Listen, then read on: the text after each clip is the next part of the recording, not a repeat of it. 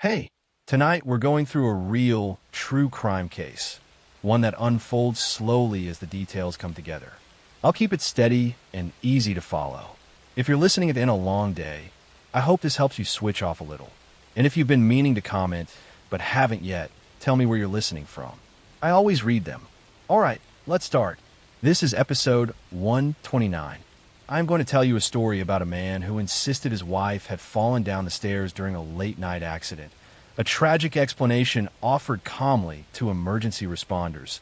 An explanation that seemed plausible at first glance, until tiny drops of blood, microscopic patterns on walls, and years of forensic debate turned a quiet Durham, North Carolina home into the center of one of the most controversial and closely analyzed murder cases in modern history. On December 9th, 2001, shortly after 2:30 in the morning, novelist Michael Peterson called 911 from his mansion in Durham. His voice sounded frantic but controlled. He told the dispatcher that his wife, 48-year-old Kathleen Peterson, was at the bottom of the staircase, unconscious and bleeding. He repeated that she had fallen. He said she was still breathing. When paramedics arrived, Kathleen was dead. The scene was disturbing. Blood covered the walls along the stairwell.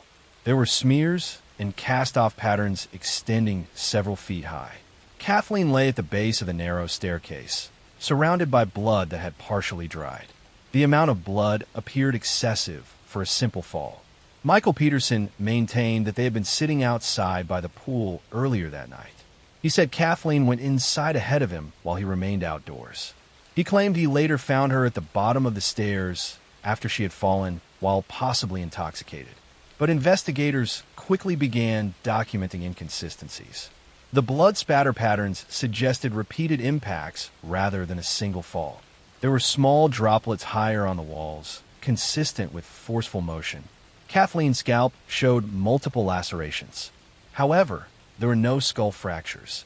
That detail puzzled medical examiners.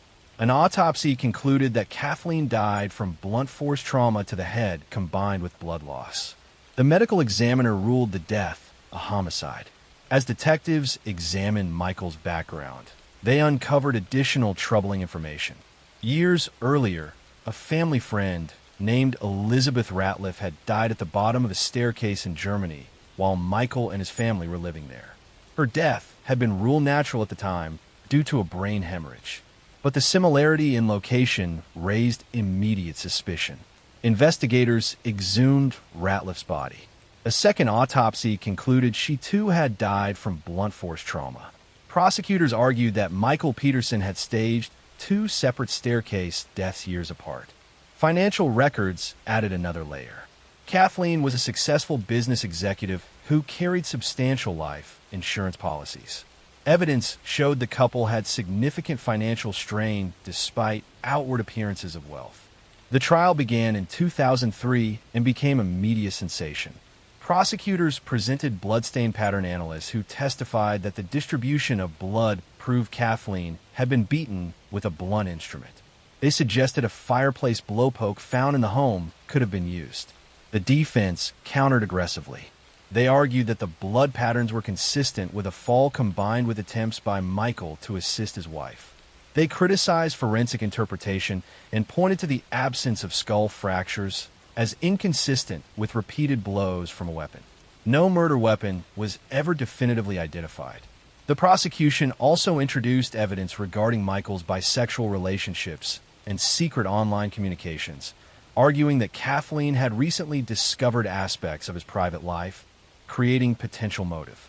The defense objected to the character implications, but the information was allowed in court. In October 2003, Michael Peterson was found guilty of first-degree murder and sentenced to life in prison without parole. Years later, controversy surrounding the case intensified when it was revealed that a key prosecution blood spatter analyst had given misleading testimony in other trials. In 2011, Peterson was granted a new trial due to concerns about expert credibility. Rather than face another full trial, Peterson entered an Alford plea in 2017 to voluntary manslaughter. Under this plea, he maintained his innocence, but acknowledged that prosecutors possessed enough evidence to likely secure a conviction again. He was sentenced to time already served and released from prison. To this day, debate continues about what truly happened in that staircase. Some forensic experts believe the blood patterns indicate assault. Others argue that the injuries could have resulted from repeated attempts to stand after a fall. An unusual third theory proposed that an owl attack outside the home may have caused scalp injuries prior to the fall, though this theory was never presented as a primary defense during the original trial. What remains certain is that Kathleen Peterson died at the bottom of her staircase in a scene that defied simple explanation. The legal system ultimately concluded the death was not a mere accident. Yet the case continues to provoke discussion among legal scholars and forensic professionals. The Durham house still stands. The staircase remains narrow and steep. Visitors often remark on how ordinary it appears, how small the space seems compared to the massive legal battle it produced. Michael Peterson's 911 call began with a claim of a tragic accident. It ended with years of incarceration, appeals, and one of the most dissected courtroom battles over blood evidence in recent memory. And at the center of it all lies a single question that continues to echo long after the trial concluded. Did a fall cause the blood that covered those walls, or did something far more deliberate happen in the quiet hours of that December night? Next story. I'm going to tell you a story about a missing woman whose husband smiled calmly at press conferences, spoke gently about faith and hope, and assured everyone that she would come home soon, while investigators quietly built a case that the man standing in front of the cameras already knew she never would. On the evening of December 23, 2009, 29-year-old Susan Powell vanished from her home in West Valley City, Utah. She was a young mother of two boys, Charlie and Braden, and by all accounts devoted to her children. Her husband, 33-year-old Joshua Powell, told police that she had gone missing while he had taken their sons on a late-night winter camping trip in sub-freezing temperatures. The explanation immediately raised concern. Joshua claimed that around midnight he decided to take his two small children, ages 4 and 2, into the Utah desert for a camping trip. He said Susan was at home asleep when he left. When he returned the next day, she was gone. Investigators struggled to reconcile that timeline. It was December. Snow covered the ground. Temperatures had dropped below freezing. The idea of spontaneously taking toddlers camping after midnight seemed illogical. Inside the Powell home, police found signs of recent cleaning. A strong chemical smell lingered. A wet spot appeared on the living room carpet as if something had been scrubbed. A fan was positioned oddly near a couch. Susan's purse, wallet, and cell phone remained inside the house. Friends and family quickly expressed fear that Susan would never voluntarily leave her children. They also revealed that the marriage had been strained for years. Susan had confided concerns about Joshua's controlling behavior and financial secrecy. She had even written emails documenting fears that if anything happened to her, Joshua should be considered responsible. As the investigation deepened, detectives examined Joshua's vehicle. They discovered traces of blood that laboratory testing later confirmed matched Susan's DNA. Cadaver dogs alerted to areas inside the house and in Joshua's van. Joshua refused to participate in formal interviews without legal representation. He maintained that he had nothing to do with Susan's disappearance. No body was ever found. Then the case took another disturbing turn. Joshua's father, Stephen Powell, became the focus of a separate criminal investigation after evidence surfaced that he had secretly recorded young girls and harbored an obsessive fixation on Susan. In 2011, Stephen was arrested and later convicted on voyeurism charges unrelated to Susan's disappearance. The broader Powell family dynamic came under intense public scrutiny. Meanwhile, Joshua fought for custody of his sons. Despite the ongoing investigation into Susan's disappearance, he was granted supervised visitation. On February 5, 2012, during one of those supervised visits at a rental home in Graham, Washington, tragedy struck. A social worker brought Charlie and Braden to the residence. When Joshua opened the door, he allowed the boys inside but blocked the social worker from entering. Moments later, he locked the door. The social worker immediately called 911 after smelling gasoline. Inside the house, Joshua attacked his sons with a hatchet before igniting an explosion using accelerants. The house erupted in flames. Firefighters later recovered the bodies of Joshua and both children inside. The deaths ended any possibility of criminal prosecution for Susan Powell's disappearance. Investigators concluded that Joshua had murdered Susan in December 2009 and disposed of her body in a remote location that has never been identified. Prosecutors stated publicly that the evidence pointed overwhelmingly to him as responsible, though he was never formally charged due to insufficient physical evidence without a body. Susan Powell's remains have never been found. The case became one of the most heartbreaking examples of how domestic violence can escalate over time, and how warning signs documented privately may not always prevent tragedy. Susan's family spent years searching the deserts of Utah and Nevada, following tips and excavating potential burial sites. Despite extensive efforts, the search continues. Charlie was 7. Braden was 5. Their deaths transformed the case from a missing persons investigation into a broader discussion about custody decisions, risk assessment, and systemic failures. The Powell home in West Valley City was eventually demolished. The rental house in Washington where the explosion occurred was reduced to ash. But the memory of what happened remains deeply embedded in both communities. What began as a puzzling disappearance on a snowy December night ended in irreversible violence 3 years later. Joshua Powell never confessed. He never revealed where Susan's body was placed. But investigators, forensic evidence, and his final actions painted a conclusion that law enforcement considers definitive. Susan Powell left behind journal entries expressing fear that something might happen to her. Years later, those words feel less like anxiety and more like a warning that came true in the quiet hours of a winter night when no one yet understood how devastating the full story would become. Next story. I am going to tell you a story about a woman who walked into a hospital claiming she had just survived a violent home invasion. Her face bruised, her voice trembling, telling doctors and police that masked attackers had broken into her house and killed her husband. A story that initially drew sympathy, until investigators began noticing that every version she told shifted slightly, and the evidence inside the house refused to match her account. On March 11th, 2015, in Dublin, Ohio, 43-year-old Drive William Bill Husel was found dead inside his home.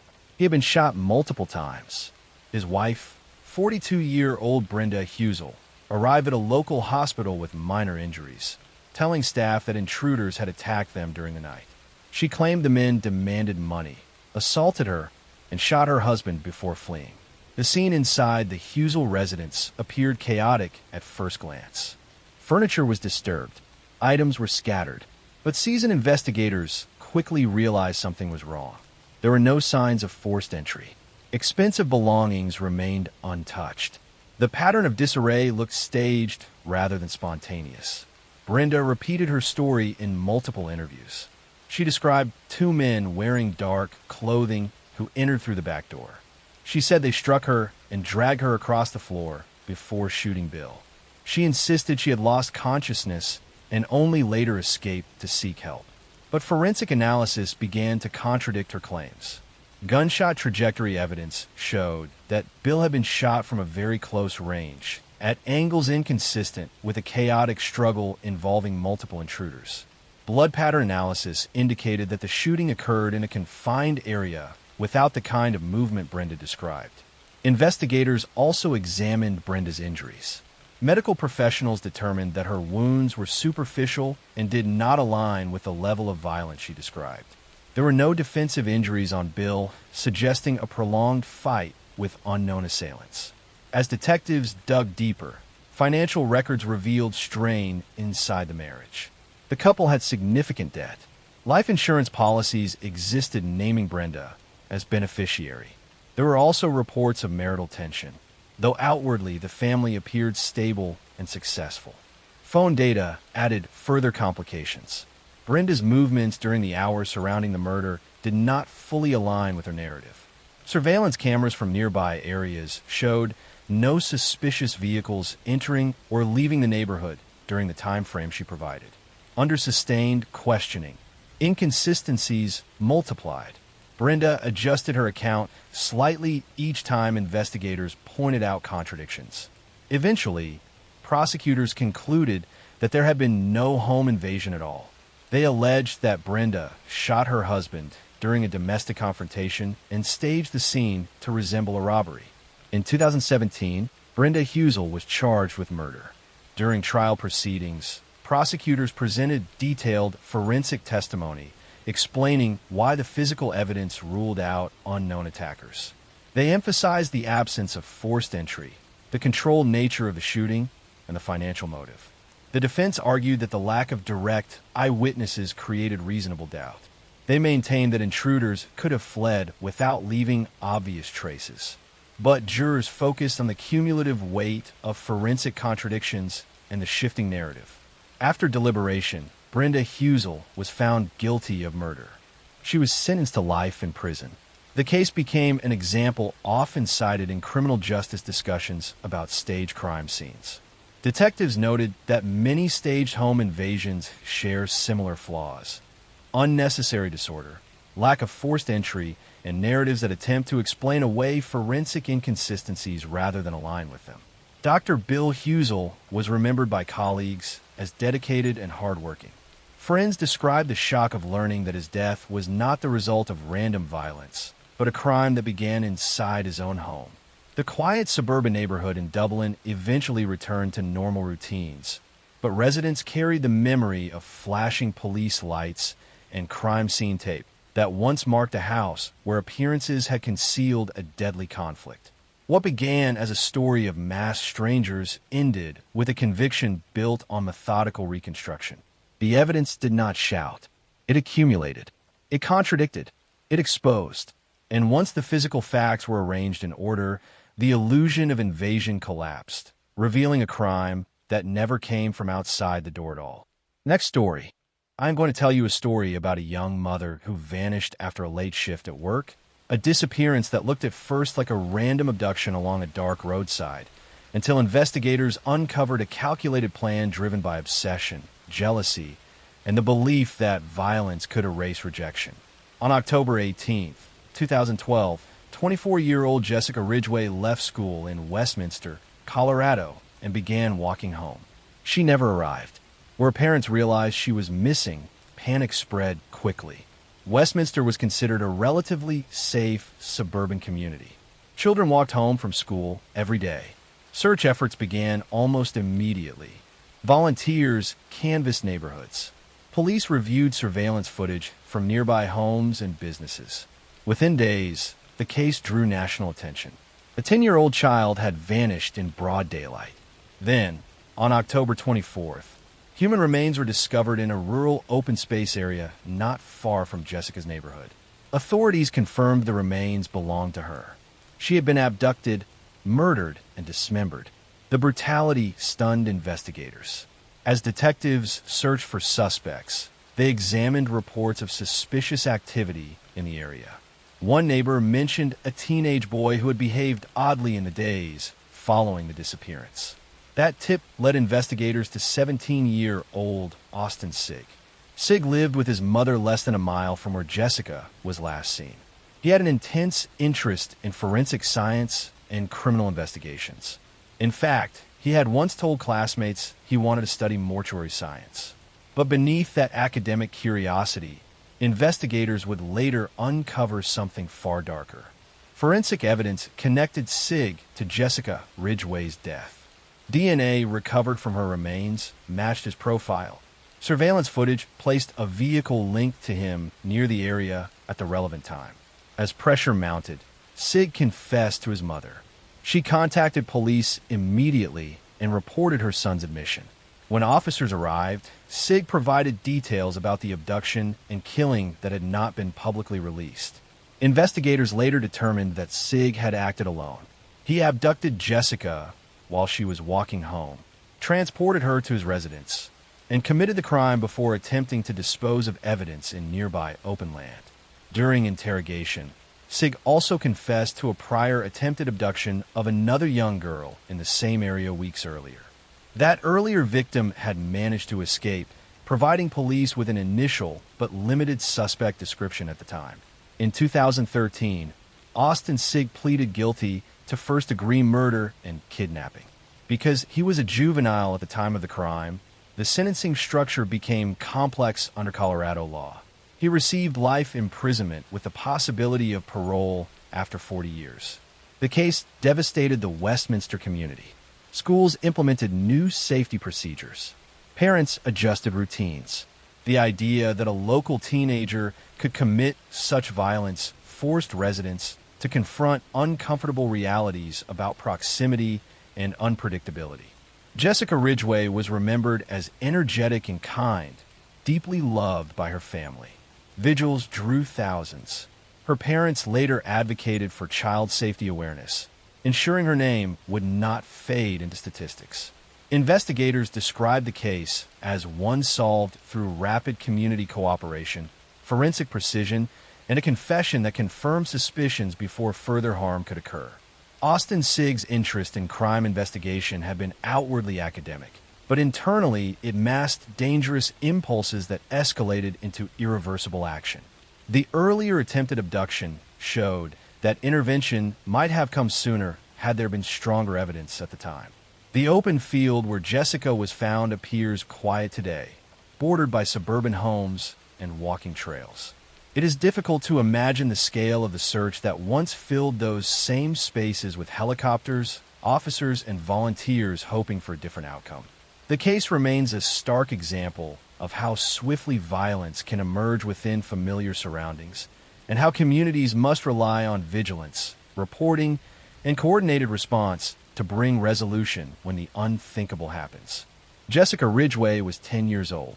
Her disappearance began as a frantic search and ended with a confirmed conviction, closing the legal case, but leaving a permanent mark on the town that once believed such a crime could never happen there.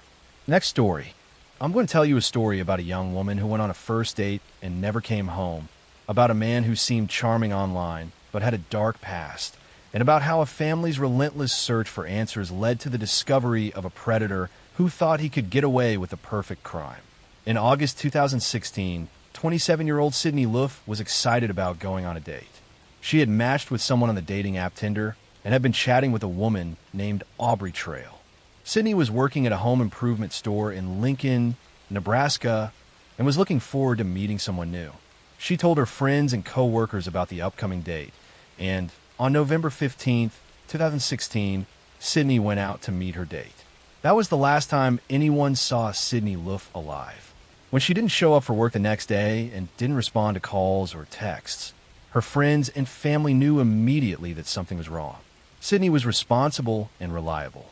She wouldn't just disappear without telling anyone. Her worried friends reported her missing to police. Investigators began tracing Sydney's last known movements and discovered that she had gone on a date with someone she had met through Tinder. But as they dug deeper, they found that the person Sydney thought she was meeting wasn't exactly who they claimed to be. The profile belonged to a woman named Bailey Boswell, but Bailey was actually working with her boyfriend, a man named Aubrey Trail. Police obtained surveillance footage from stores where Sydney had been seen with Bailey on their date. The footage showed Sydney and Bailey together, shopping and appearing to have a normal evening. But after that night, Sydney vanished completely. Her car was found abandoned in her apartment complex parking lot, and her personal belongings were inside, suggesting she had made it home after the date but had then gone somewhere else. As investigators looked into Bailey Boswell and Aubrey Trail, they discovered a disturbing history. Aubrey Trail was a 51-year-old con artist with a criminal record. He had a history of manipulation and fraud. Bailey Boswell was 23 years old and had been in a relationship with Trail despite their significant age difference. The two were living together and appeared to be involved in some kind of scheme. Police began searching for Bailey and Aubrey, and they also started looking for any evidence that might reveal what had happened to Sydney. What they discovered was horrifying.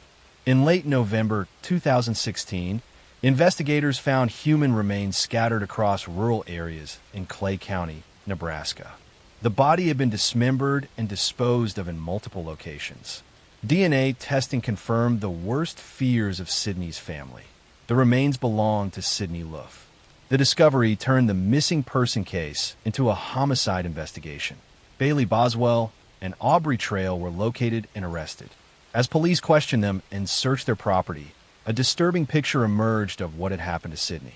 According to the investigation, Aubrey Trail had orchestrated the entire plot. He had convinced Bailey to create the Tinder profile and lure Sydney into meeting them. Trail's plan was to kidnap and harm Sydney, and he had been fantasizing about committing such a crime. Bailey had gone along with the plan, using her appearance and charm to make Sydney feel comfortable and safe. On the night Sydney disappeared, she had gone back to Trail and Boswell's apartment after the initial date. Once there, Trail attacked and strangled Sydney while Bailey was present. After taking Sydney's life, the couple dismembered her body and disposed of the remains in multiple locations, thinking they could hide the evidence of their crime. During the investigation, police found disturbing evidence in Trail and Boswell's apartment and storage units. They discovered tools that had been used to dismember Sydney's body, cleaning supplies purchased to eliminate evidence, and personal items belonging to Sydney. They also found videos and messages that showed Trail had been planning to commit violence and that Bailey had been a willing participant. Both Bailey Boswell and Aubrey Trail were charged with first-degree ending of life. Trail's trial began in June 2019.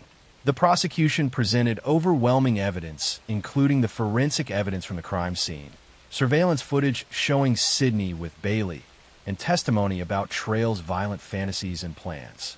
During his trial, Aubrey Trail made shocking courtroom outbursts. At one point, he slashed his own throat in the courtroom with a razor blade, causing a chaotic scene before he was subdued and given medical treatment. He survived the suicide attempt, and the trial continued. Trail's bizarre and attention-seeking behavior demonstrated his unstable and manipulative personality. In July 2019, Aubrey Trail was convicted of first-degree ending of Sydney Luff's life. He was sentenced to death by a 3-judge panel. Trail showed no genuine remorse for what he had done and continued to behave erratically throughout the proceedings. His death sentence reflected the premeditated and heinous nature of his crime.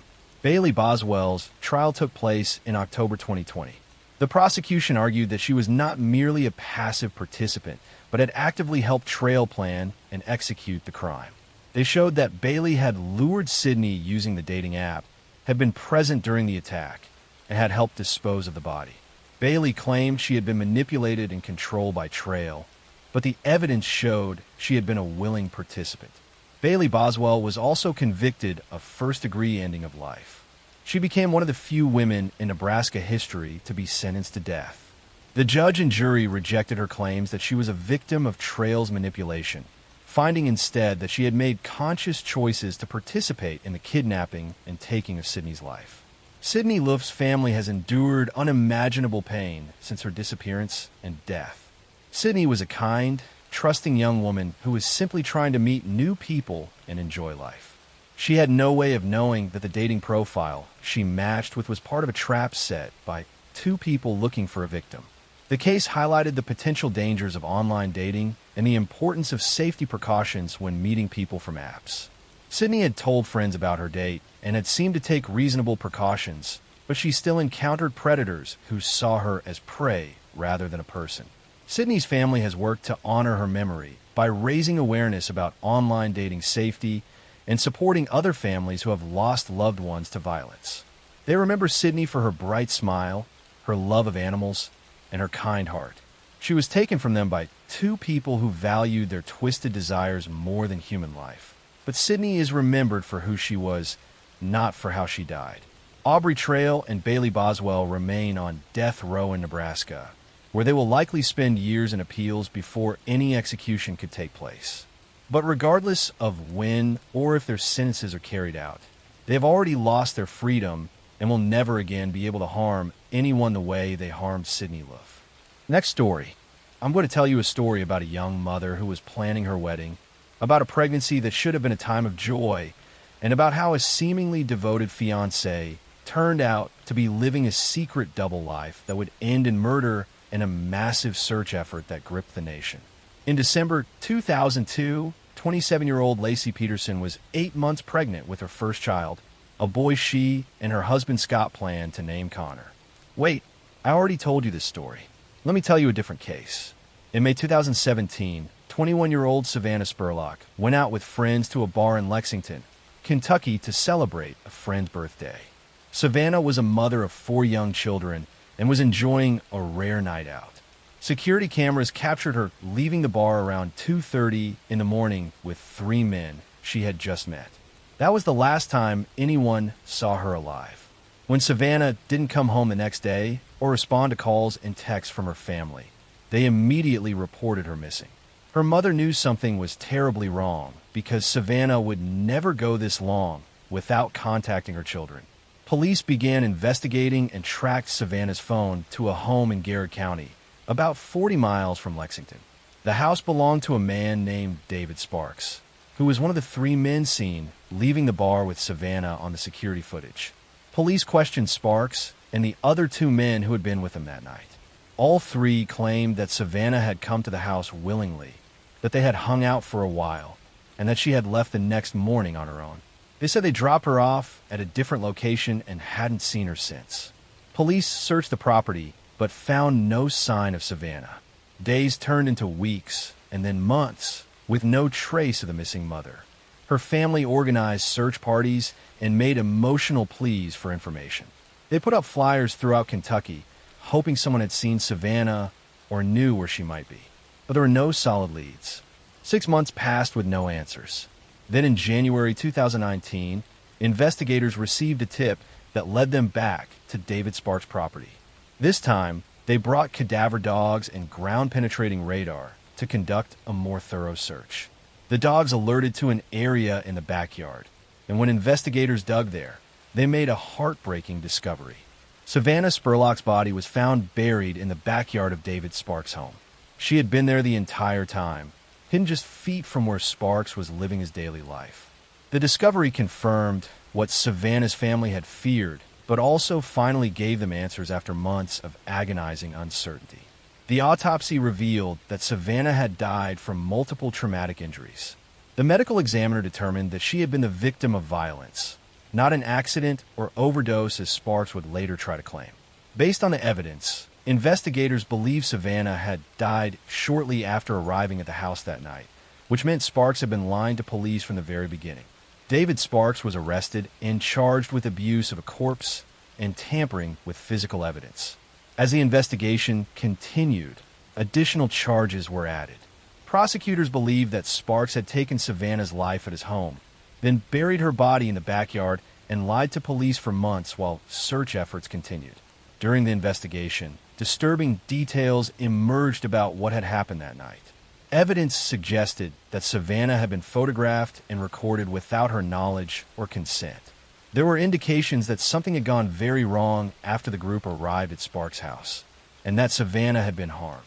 The other 2 men who had been with Savannah and Sparks that night were also investigated, but prosecutors ultimately determined that Sparks was the one responsible for Savannah's death. The other men claimed they had left before anything happened and were not charged with any crimes related to her death. David Sparks' trial was scheduled to begin in 2020, but before it could start, Sparks made a decision. Rather than face a jury and potentially receive a much longer sentence, he agreed to plead guilty to manslaughter and other charges. In July 2020, Sparks pleaded guilty and was sentenced to 50 years in prison. As part of the plea agreement, Sparks had to provide details about what happened to Savannah. According to his account, Savannah had died from an accidental overdose at his home, and he had panicked and buried her body rather than call for help. But many people, including Savannah's family and prosecutors, believed this version of events was not the complete truth. The medical examiner's findings about Savannah's injuries suggested something more violent had occurred than a simple overdose. The fact that Sparks had buried her body, lied repeatedly to police, and hidden her death for months all pointed to consciousness of guilt. Savannah's family believed Sparks was minimizing what he had actually done to avoid admitting to worse crimes. At the sentencing hearing, Savannah's family gave emotional victim impact statements. Her mother spoke about the pain of not knowing where her daughter was for 6 months and the agony of finally learning she had been dead and buried the entire time just miles away. Savannah's children, who were very young, would now grow up without their mother. Savannah's family described her as a devoted mother who loved her 4 children more than anything. She had been working hard to provide for them and build a better life for her family. The night she went out was supposed to be a rare chance to relax and have fun with friends. She should have been able to enjoy a night out safely and return home to her children the next day. Instead, Savannah encountered David Sparks, someone who saw her as a victim rather than a person. Whatever happened in that house on the night of May 2017, it ended with Savannah losing her life and being buried in a backyard while her family desperately searched for her for months. The case highlighted the dangers that can arise when going home with strangers from bars or clubs. Savannah likely had no way of knowing that accepting a ride from these men would lead to her death. She was simply a young mother trying to enjoy one night away from her responsibilities, and it cost her everything. David Sparks remains in prison, serving his 50-year sentence. He will be an elderly man if he is ever released. Savannah Spurlock's 4 children are being raised by family members who make sure they know about their mother and how much she loved them. Savannah's case serves as a tragic reminder of how quickly a fun night out can turn into a nightmare, and how families can be left devastated by the loss of a young mother whose life was stolen far too soon. Next story. I'm going to tell you a story about a popular football star who had everything going for him, about a semi-professional player found shot to death in an industrial park, and about how a promising NFL career ended with a conviction that shocked the sports world and left many questions unanswered. In June 2013, 27-year-old Odin Lloyd was a semi-professional football player living in Boston, Massachusetts. He played for the Boston Bandits and worked part-time at a landscaping company. Odin was dating Shania Jenkins, whose sister Shiana was in a relationship with New England Patriots tight end Aaron Hernandez. Through this connection, Odin and Aaron had become friends and would occasionally hang out together. On June 17, 2013, Odin went out with Aaron Hernandez and 2 of Aaron's friends. Security cameras captured Odin getting into a car with the 3 men around 2:30 in the morning. That was the last time anyone saw Odin alive. Hours later, a jogger discovered Odin's body in an industrial park about a mile from Aaron Hernandez's home in North Attleboro, Massachusetts. Odin had been shot multiple times. Police immediately began investigating, and the evidence quickly pointed toward Aaron Hernandez. Surveillance footage showed Aaron's car, leaving his home with Odin and returning shortly before the time Odin was killed. Aaron's home security system had been deliberately destroyed, with a hard drive smashed, suggesting someone was trying to hide evidence. Shell casings found at the murder scene matched ammunition found at Aaron's home. Within days, police arrested Aaron Hernandez and charged him with first-degree ending of Odin Lloyd's life. The arrest sent shockwaves through the NFL. Aaron was a rising star with the New England Patriots who had just signed a $40 million contract extension. He had played in the Super Bowl and seemed to have a bright future ahead of him. The Patriots immediately released him from the team. As the investigation unfolded, a disturbing picture emerged of Aaron's secret life. While he was playing professional football and living in an expensive home with his fiancée and baby daughter, Aaron was also involved with dangerous people and violent activities. He had connections to gangs from his hometown of Bristol, Connecticut, and had been keeping company with individuals involved in criminal activity.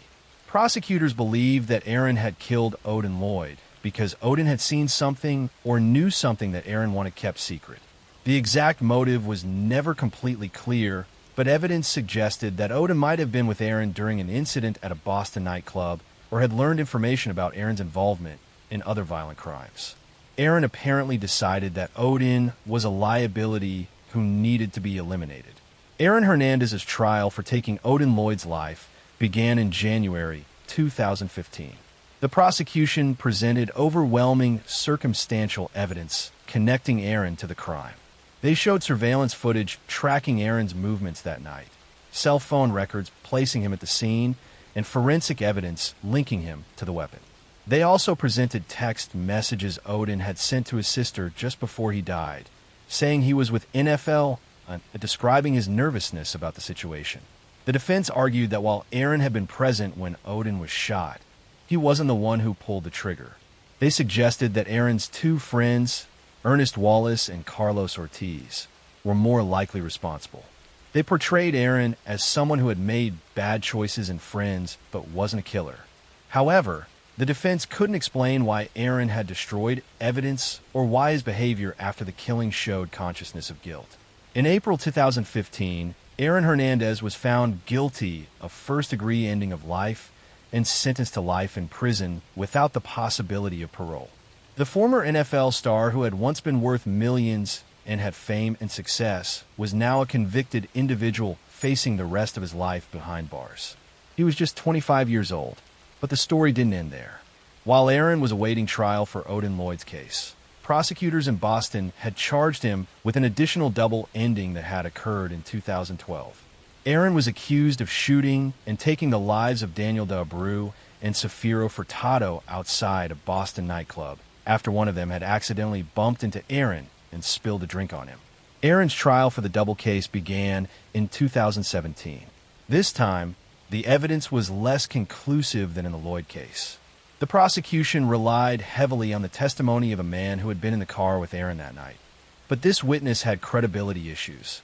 After a lengthy trial, Aaron Hernandez was acquitted of the double charges in April 2017. Just 5 days after being acquitted in the double case, on April 19, 2017, Aaron Hernandez was found dead in his prison cell. He had taken his own life by hanging. He was 37 years old. Guards found him with drawings and blood on the walls, and John 3 verse 16 written on his forehead. His death shocked everyone following his case and left many questions unanswered. After Aaron's death, his family revealed that he had been suffering from chronic traumatic encephalopathy, known as CTE, a degenerative brain disease caused by repeated head trauma. An autopsy of his brain showed he had one of the most severe cases of CTE ever seen in someone his age. Some experts suggested that CTE might have contributed to Aaron's violent behavior and poor decision-making, though this doesn't excuse his actions. The Aaron Hernandez case became a cautionary tale about how talent and success can hide deeply troubled behavior. Aaron had grown up in a difficult environment, had struggled with his identity, and had never properly dealt with his problems. Instead, he surrounded himself with dangerous people and made choices that ultimately destroyed his life and took the life of Odin Lloyd. Odin Lloyd was a hardworking young man who played football because he loved the game, not for fame or fortune. He worked to support himself and was building a life with his girlfriend. He deserved to continue living and pursuing his dreams, but instead, he was taken by someone he considered a friend. Aaron Hernandez's family, including his young daughter, were left to deal with the aftermath of his crimes and death. His fiancée, Shanna Jenkins, had stood by him throughout the trials, and now she had to raise their daughter alone, explaining someday why her father wasn't there. The case raised important questions about CTE and football, about how fame and money can enable dangerous behavior, and about how warning signs of violence are sometimes ignored when someone is talented or successful. Aaron Hernandez had everything to live for, but threw it all away, destroying multiple families in the process, and leaving a tragic legacy that serves as a reminder of how quickly a promising life can spiral into violence and despair. Next story. I'm going to tell you a story about a young mother who disappeared after dropping her son off at daycare, about a husband who seemed desperate to find his missing wife, and about how investigators discovered that a seemingly devoted family man had been living a double life that led him to commit an unspeakable crime.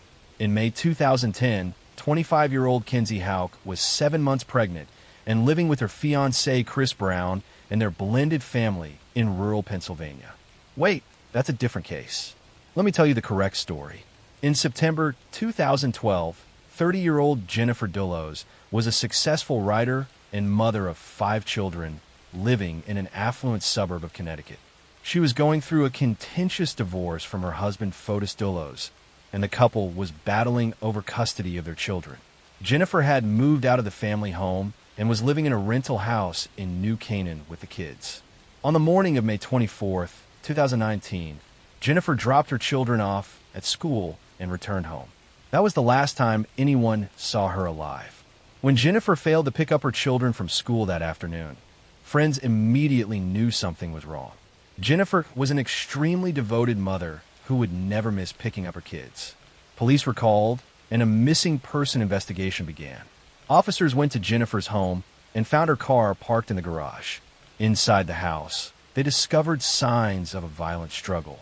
There was blood evidence throughout the garage and house, with attempts having been made to clean it up. The amount of blood suggested that whoever had been injured was unlikely to have survived. Jennifer's phone and purse were missing, but her car was there, indicating she hadn't left voluntarily. Police immediately suspected foul play and began investigating. The contentious divorce and custody battle made Jennifer's estranged husband Fotis Dulos an obvious person of interest. Fotis was a luxury home builder who had been struggling financially. The divorce was costing him money, and Jennifer had been asking for sole custody of their 5 children. Fotis had a clear motive if Jennifer was out of the way. Investigators began tracking Fotis's movements on the day Jennifer disappeared. Surveillance footage from around New Canaan showed a vehicle matching Fotis's truck in Jennifer's neighborhood around the time she would have returned home from school drop-off. Additional surveillance footage from Hartford, Connecticut showed Fotis and his girlfriend Michelle Triconis driving around the city that evening, stopping at various locations to dispose of garbage bags. Police retrieved the garbage bags from trash receptacles along the route Fotis and Michelle had taken. Inside the bags, they found items containing Jennifer's blood, including bloodied clothing, sponges used for cleaning, and zip ties. The evidence strongly suggested that Fotis had attacked Jennifer at her home, and he and Michelle had attempted to dispose of evidence afterward. Fotis Dulos was arrested in June 2019 and charged with tampering with evidence and hindering prosecution. Michelle Triconis was also arrested on similar charges. Both initially denied any involvement in Jennifer's disappearance. As the investigation continued, police also arrested Fotis's friend and attorney Kent Mawney, alleging he had helped Fotis plan Jennifer's disappearance. Despite extensive searches throughout Connecticut, Jennifer's body was never found. Police searched properties owned by Fotis, areas near where evidence had been disposed of, and numerous other locations based on tips and cell phone data. Dive teams searched bodies of water, and search dogs were deployed across the region. But there was no sign of Jennifer. In January 2020, Fotis Dulos was arrested again, this time charged with capital murder, felony murder, and kidnapping in connection with Jennifer's disappearance and presumed death. Prosecutors believed they had enough evidence to charge him with taking Jennifer's life even without having found her body. The blood evidence, the surveillance footage, and the pattern of attempts to cover up the crime built a strong circumstantial case. Just days after being charged with ending Jennifer's life, Fotis Dulos attempted to take his own life at his home. He was found in his garage with carbon monoxide poisoning from his vehicle's exhaust. He was rushed to the hospital but never regained consciousness. On January 30th, 2020, Fotis Dulos died, bringing an end to any possibility of a trial that might have revealed what happened to Jennifer. Fotis's death left many questions unanswered.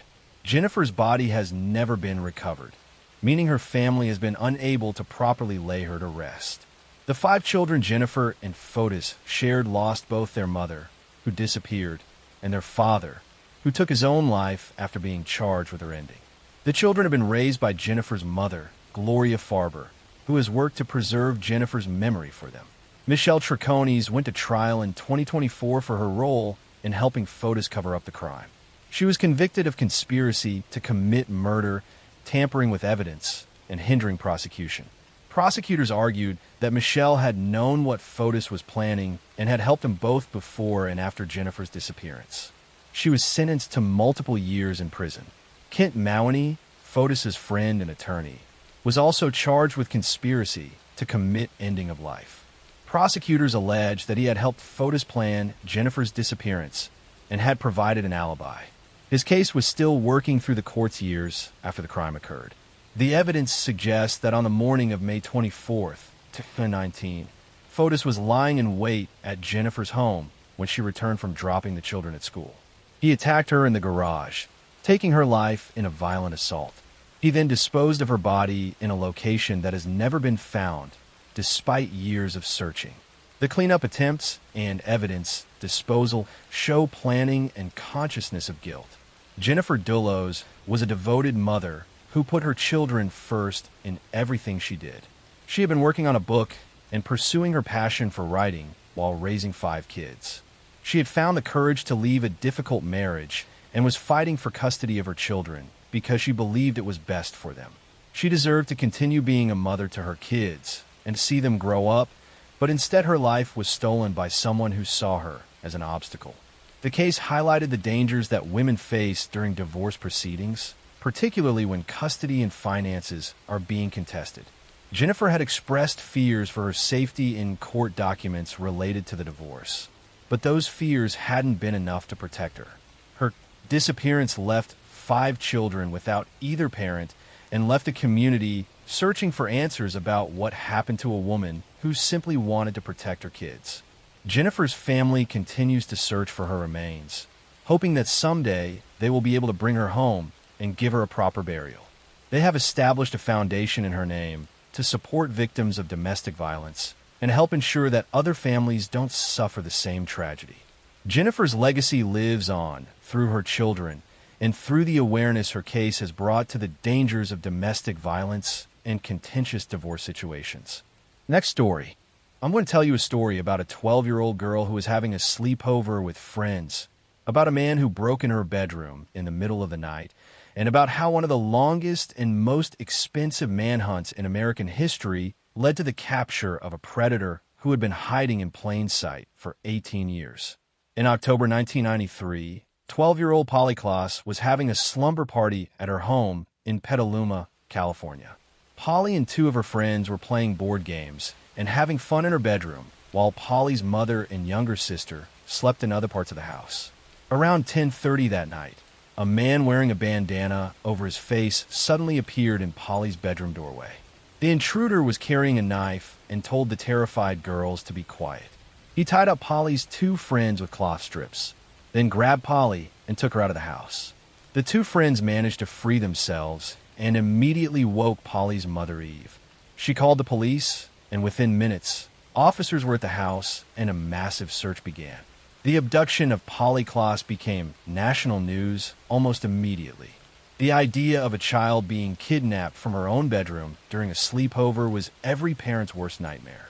Polly's father, Mark Klaas, and mother, Eve, appeared on television, making emotional pleas for Polly's safe return. Celebrities, including Winona Ryder, who was from Petaluma, offered reward money for information. The search for Polly was enormous. Thousands of volunteers searched fields, wooded areas, and abandoned buildings throughout Northern California. The FBI joined the investigation, and Polly's case received coverage on national news programs and shows like America's Most Wanted. Everyone was hoping that Polly would be found alive and returned to her family. Police had a description of the suspect from Polly's 2 friends who had seen him. They created composite sketches and distributed them widely.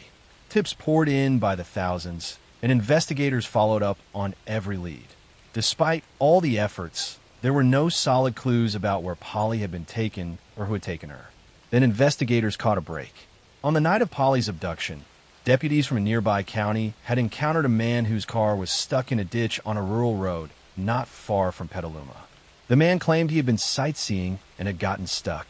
The deputies helped him get his car out and sent him on his way, never realizing they had just let Polly Klaas's kidnapper drive away. When this encounter was discovered during the investigation, police tracked down the man who had been in the stuck car. His name was Richard Allen Davis, a 40-year-old career criminal with a long history of violence and burglary. Davis had been on parole at the time of Polly's abduction despite having been convicted of kidnapping and assault in previous cases. Police arrested Richard Allen Davis in late November 1993, about 2 months after Polly's abduction. Under interrogation, Davis eventually confessed to kidnapping and strangling Polly. He led investigators to a wooded area off Highway 101 where he had buried her body. The discovery confirmed the worst fears of Polly's family and the entire community. Davis revealed that after taking Polly from her home, he had driven to the remote location where his car later got stuck. When the deputies arrived to help him, Polly had been alive and hidden nearby. After the deputies left, Davis strangled Polly and buried her body in a shallow grave before driving away. If the deputies had searched more thoroughly, they might have saved Polly's life. The case devastated the nation. Polly had been a bright, talented girl who loved performing arts and had her whole life ahead of her. She had been taken from her own bedroom, from what should have been the safest place in the world. The fact that police had encountered her kidnapper and unknowingly let him go made the tragedy even more painful. Richard Allen Davis was charged with first-degree murder with special circumstances, making him eligible for the death penalty. His trial took place in 1996 in Santa Clara County after a change of venue from Sonoma County. The evidence against him was overwhelming, including his confession, physical evidence linking him to the crime scene, and testimony from Polly's friends who identified him. Davis showed no remorse throughout the trial. In fact, he displayed disturbing behavior, making obscene gestures in court and showing contempt for the proceedings. During the penalty phase, when the jury was deciding whether he should receive death or life in prison, Davis's actions became even more shocking. The jury recommended the death penalty, finding that the aggravating circumstances of the crime outweighed any mitigating factors. Davis had kidnapped a child from her home, terrorized her friends, and taken her life. He had a long criminal history and had shown he was a danger to society. The judge agreed with the jury's recommendation. At his sentencing in September 1996, Richard Allen Davis made obscene gestures at the camera and showed utter disregard for Polly's family and the gravity of his crime. His behavior demonstrated the complete lack of humanity that had allowed him to commit such a terrible act against an innocent child. Polly's father, Mark Kloss, became a powerful advocate for victims' rights and child safety. He established the Kloss Kids Foundation to help find missing children and prevent abductions. He has worked tirelessly to honor Polly's memory by helping other families and pushing for stronger laws to protect children from predators. The case led to significant changes in California law. The public outcry over Davis being on parole, despite his violent history, contributed to the passage of California's three strikes law, which imposed harsher sentences on repeat offenders. The law was controversial, but supporters argued that if it had been in place earlier, Davis would have been in prison and Polly would still be alive. Richard Allen Davis remains on death row at San Quentin State Prison in California. He has been there for nearly 30 years, as California has not executed anyone since 2006. Multiple appeals have failed to overturn his conviction or sentence. He will likely die of natural causes in prison rather than being executed. Polly Kloss was just 12 years old when her life was stolen by a predator who broke into her home. She should have grown up, pursued her love of performing, gone to college, and had a family of her own.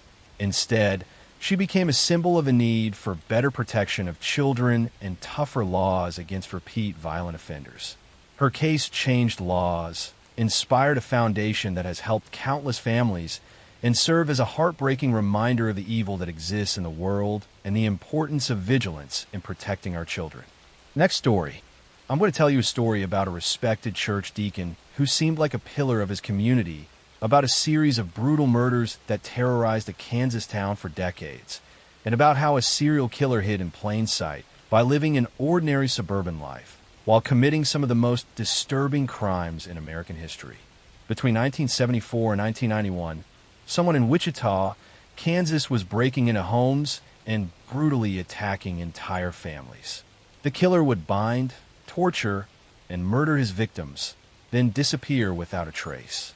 He gave himself a chilling nickname based on his method, BTK, which stood for Bind, Torture, Kill. For 17 years, he committed at least 10 murders while living among his neighbors as a seemingly normal family man. The BTK killer's first attack occurred on January 15, 1974, when he entered the home of the Otero family. Joseph Otero, his wife Julie, and two of their 5 children, 11-year-old Josephine and 9-year-old Joseph Jr., were home that morning. The killer cut the phone line, entered through the back door, and told the family he was a wanted fugitive who just needed money and a car. It was a lie designed to keep them calm while he tied them up. Once the family was bound and helpless, the killer strangled each member one by one. He took his time with the murders, showing no mercy even to the children. When the Otero's oldest son came home from school that afternoon, he discovered the horrific scene. The brutality of the murders shocked Wichita, and police had no leads about who could have committed such a terrible crime. 3 months later, the killer struck again, breaking into the home of 24-year-old Catherine Bright. He was attacking Catherine when her brother Kevin unexpectedly came home. The killer shot Kevin twice, and in the chaos, Catherine tried to fight back. The killer stabbed her multiple times before fleeing. Kevin survived despite his injuries, but Catherine died from her wounds. For the next 3 years, the killer seemed to go quiet. Then in March 1977, he entered the home of Shirley Vian while her 3 young children were present. He locked the children in a bathroom and strangled Shirley to death in her bedroom. The children survived, but were traumatized by hearing their mother's final moments through the bathroom door. In December 1977, the killer broke into the home of 25-year-old Nancy Fox. He strangled her with a belt and then did something that would become part of his pattern. He called the police from a payphone and reported the location of Nancy's body, giving them her address. He wanted credit for his crimes. He wanted attention and recognition. In 1978, the killer sent a letter to a local television station taking credit for the murders and signing it BTK. The letter included details only the killer would know, confirming its authenticity. This began a pattern of communication where BTK would taunt police and media, sending letters and packages to demonstrate his crimes and his superiority. He craved the attention and the fear he created. BTK continued killing sporadically over the years. In 1985, he murdered 53-year-old Maureen Hedge, who lived on his street.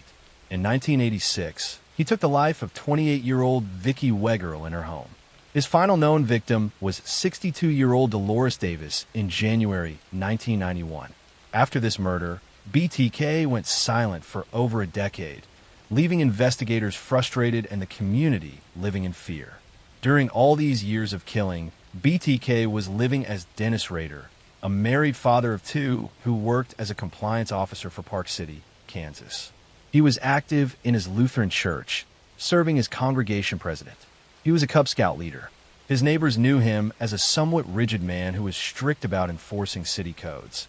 But no one suspected he was capable of the horrific crimes that had terrorized the area. In 2004, after 13 years of silence, BTK decided he wanted attention again. A news article mentioned that people were beginning to forget about the BTK killer, and this infuriated Rader. He started sending communications to media and police again, including packages containing items from his victims and dolls he had bound and positioned to represent his crimes. Police formed a new task force and used modern technology to analyze the communications. In one message, BTK asked investigators if a floppy disk could be traced back to him. A detective lied and told him it couldn't be traced. BTK sent a purple floppy disk to a television station, and forensic experts found deleted metadata showing it had been used at Christ Lutheran Church by someone named Dennis. Police quickly identified Dennis Rader as the church council president and began surveilling him. They obtained DNA from his daughter's medical records and compared it to DNA from BTK crime scenes. It was a familial match, confirming that Dennis Rader was BTK. On February 25, 2005, Rader was arrested as he drove near his home. When confronted, Rader calmly asked if he needed a lawyer. Within days, he began confessing to his crimes in extensive detail. His confessions were chilling not for emotion, but for the complete lack of it. He described his murders methodically, as if discussing a hobby. He showed no genuine remorse, only pride in his work and relief that he could finally talk about it openly. Rader explained that he had what he called projects, which were his potential victims. He would stalk women, learn their routines, and plan his attacks carefully. He kept souvenirs from his victims and would relive the crimes through these items. He had lived this double life for decades, being a family man and church leader by day, while harboring violent fantasies and memories of murder. In June 2005, Dennis Rader pleaded guilty to 10 counts of first-degree murder. Kansas had temporarily abolished the death penalty during the years of his crimes, so he received 10 consecutive life sentences without possibility of parole. At his sentencing, over 150 family members of his victims gave impact statements confronting the man who had destroyed their families. Dennis Rader remains in prison in Kansas, spending 23 hours a day in solitary confinement. He has given interviews over the years, always seeming more interested in discussing himself and his crimes than expressing genuine remorse. He continues to be studied by criminal psychologists trying to understand how someone can compartmentalize such extreme violence while maintaining a normal public life. The BTK case revealed how a serial killer can hide in plain sight for decades, protected by a facade of normalcy and respectability. Dennis Rader's neighbors, co-workers, and even his own family had no idea about the monster living among them.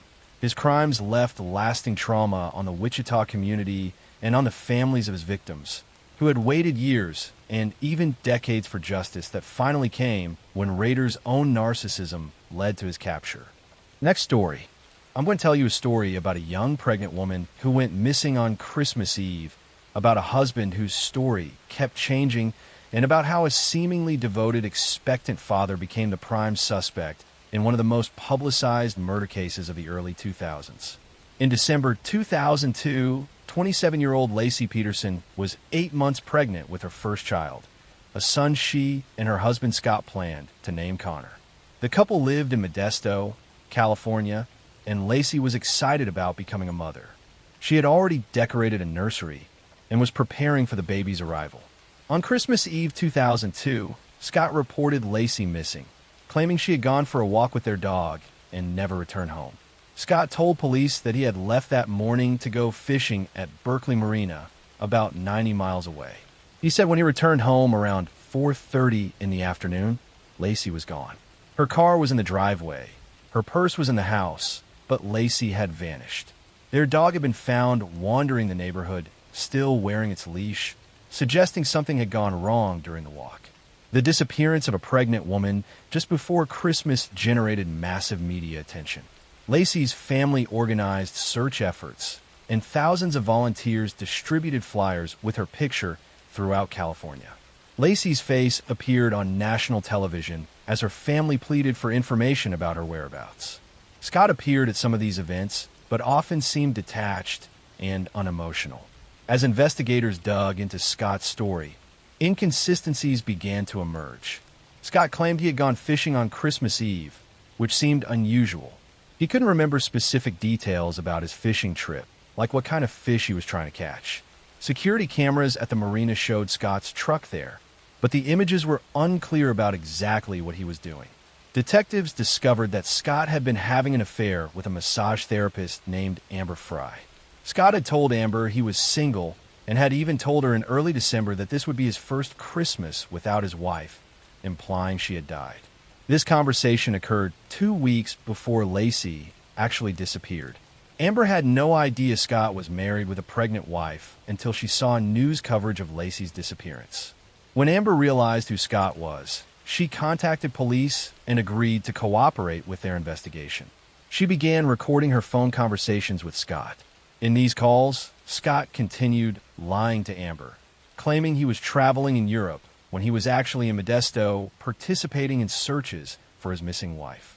His elaborate deceptions demonstrated a pattern of dishonesty and manipulation. On April 13, 2003, nearly 4 months after Lacey disappeared, a couple walking their dog along the shore of San Francisco Bay discovered the body of a baby boy. The next day, a badly decomposed body of a woman washed up about a mile away.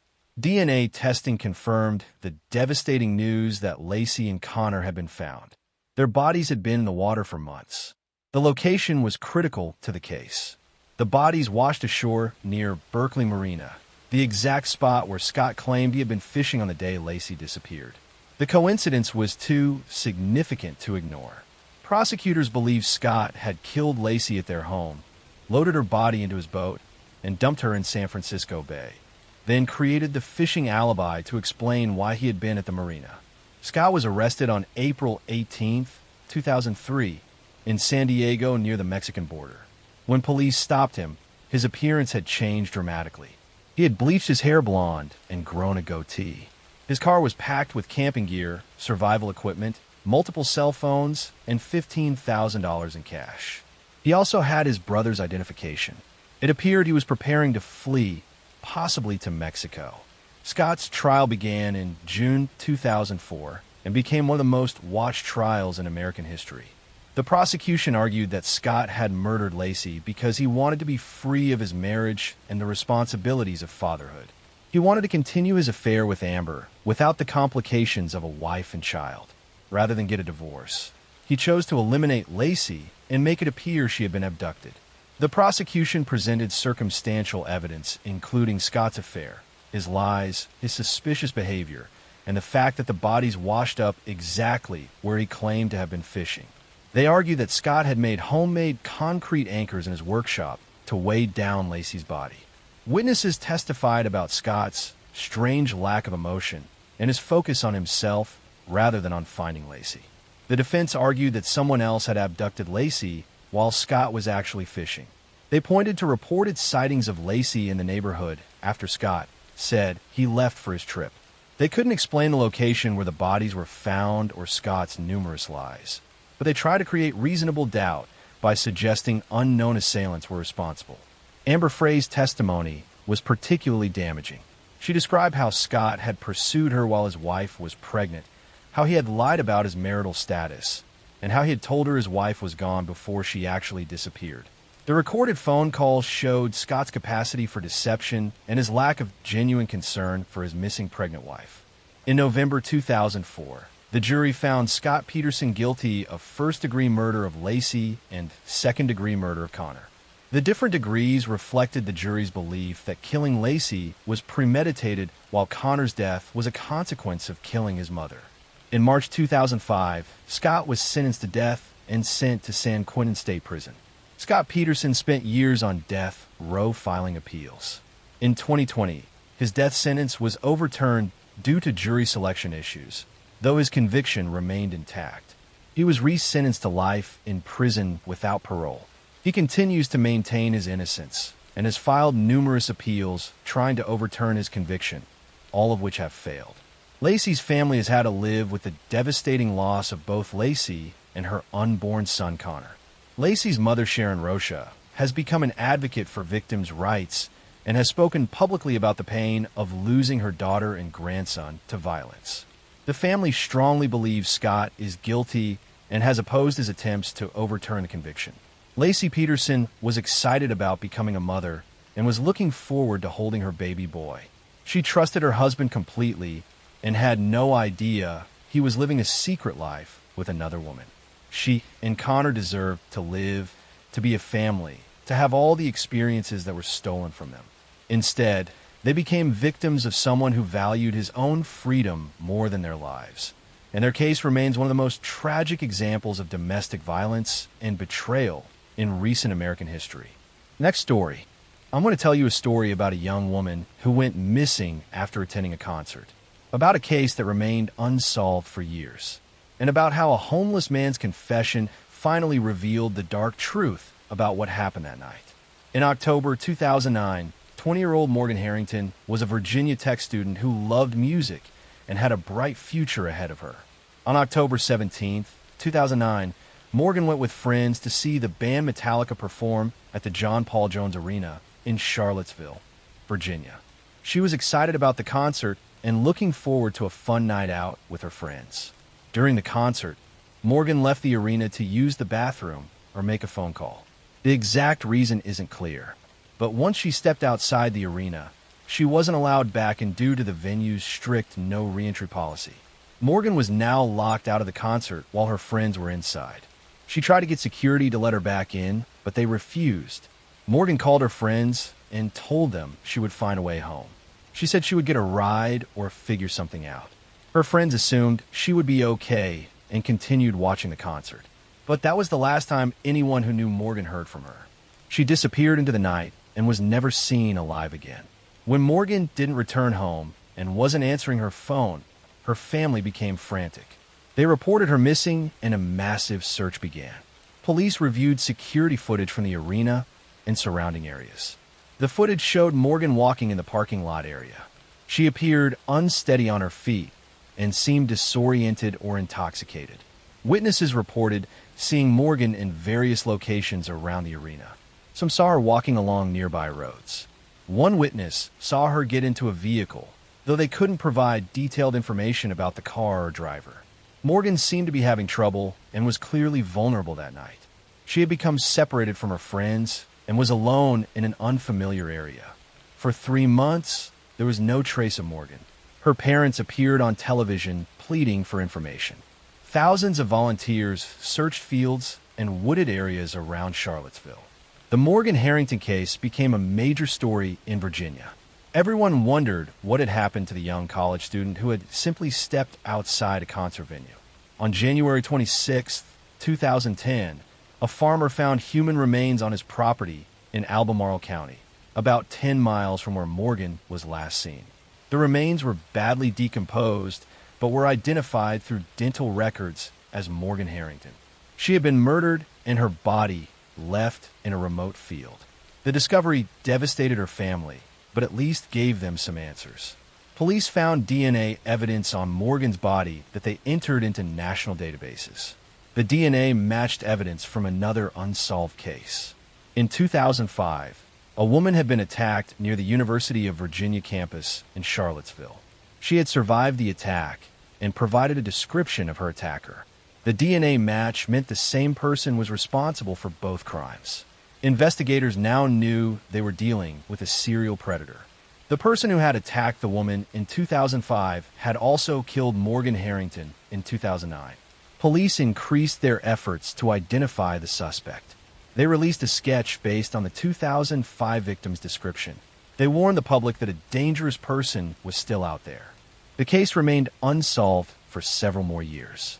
Then in 2012, another young woman disappeared from Charlottesville. Hannah Graham, a University of Virginia student, vanished after a night out. Security footage showed her walking through downtown with a man following her. The man was identified as Jesse Matthew, a hospital orderly who lived in the area. Jesse Matthew was arrested for Hannah Graham's abduction. When police tested his DNA, it matched the evidence from both Morgan Harrington's murder and the 2005 attack. After years of investigation, police had finally identified the person responsible. Jesse Matthew had been attacking women in Charlottesville for nearly a decade before being caught. Hannah Graham's body was found about 5 weeks after she disappeared. She had been murdered like Morgan before her. Jesse Matthew was charged with both murders as well as the 2005 attack. The evidence against him was overwhelming. His DNA linked him to all 3 crimes. Witnesses had seen him with Hannah. His pattern of predatory behavior was clear. Rather than face trial, Jesse Matthew pleaded guilty to both murders in March 2016. He admitted to killing Morgan Harrington and Hannah Graham. He was sentenced to 4 consecutive life terms in prison. He will never be released. The plea spared the families from having to endure trials, but also meant many details about the murders were never revealed. Morgan's parents, Dan and Gil Harrington, have worked tirelessly since her death to help other families dealing with missing loved ones. They established a foundation in Morgan's name. They have spoken publicly about the importance of safety and looking out for friends. They have turned their grief into action to try to prevent similar tragedies. The case highlighted several important safety issues. Morgan had been separated from her friends at the concert and couldn't get back inside. She was vulnerable and alone in an unfamiliar area. The no reentry policy that kept her locked out may have inadvertently put her in danger. Venues have since reconsidered such strict policies. Morgan's case also showed how important it is to never leave friends behind. Morgan's friends assumed she would be okay when she said she would find a ride home. They didn't realize how dangerous the situation was. The case became a reminder that people should stay together, especially at night in unfamiliar places. Jesse Matthew had been able to attack multiple women over years because he wasn't identified after the first attack in 2005. If DNA technology had been more advanced then, or if genealogical databases had existed, he might have been caught sooner. Morgan Harrington and Hannah Graham might still be alive. The case showed how important forensic technology is in catching predators. Morgan Harrington was a talented young woman who loved art and music. She was studying education and wanted to become a teacher. She had a close relationship with her family and many friends. She should have enjoyed the concert that night and gone home safely. Instead, she encountered Jesse Matthew, who saw her vulnerability as an opportunity. The Morgan Harrington case serves as a tragic reminder that predators look for vulnerable victims. That seemingly small decisions can have life-changing consequences. That friends should never leave anyone behind. And that advances in forensic science can eventually bring justice even when years have passed. Morgan's memory lives on through her family's advocacy work and through the awareness her case has brought to issues of safety and predatory violence. Next story. I'm going to tell you a story about a young mother who was working to support her family, about a woman who vanished after her shift at a gas station, and about how a case that went unsolved for years was finally cracked when a deathbed confession revealed the horrifying truth. In April 2004, 22-year-old Ashley Pond lived in Oregon City, Oregon, with her mother and younger sister. Ashley was in 8th grade and was known as a quiet girl who loved animals. She had been dealing with some difficult situations at home and at school. On January 9th, 2002, Ashley left her apartment to catch the bus to school. She never made it. Ashley vanished without a trace. Ashley's mother immediately reported her missing. Police began investigating and searched the area around the apartment complex. They interviewed Ashley's friends and family members. They looked into anyone who might have had contact with her. Despite their efforts, there were no solid leads about what had happened to Ashley. The case was baffling because Ashley had simply disappeared in broad daylight. 2 months later, another girl from the same apartment complex went missing. 13-year-old Miranda Gaddis was also in 8th grade and knew Ashley. On March 8th, 2002, Miranda left her apartment to catch the school bus. Like Ashley, she never arrived at school. Miranda had vanished from the exact same location where Ashley had disappeared just 2 months earlier. The community was terrified. 2 young girls had disappeared from the same apartment complex in a matter of weeks. Parents were afraid to let their children walk to the bus stop.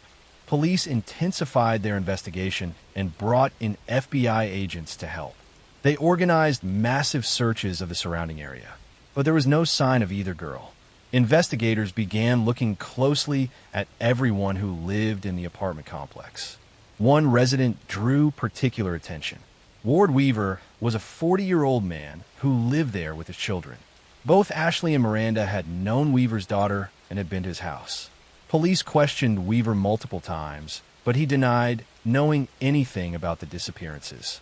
Ward Weaver claimed he had last seen both girls when they were at his house visiting his daughter.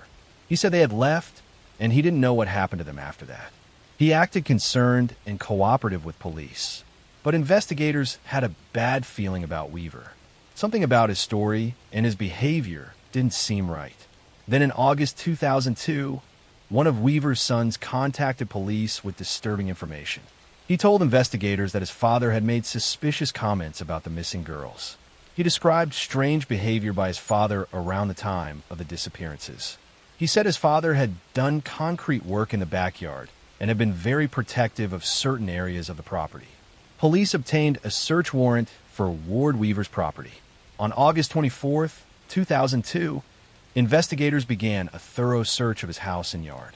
They brought in cadaver dogs and ground-penetrating radar. The dogs immediately alerted to areas in the backyard where Weaver had recently poured concrete.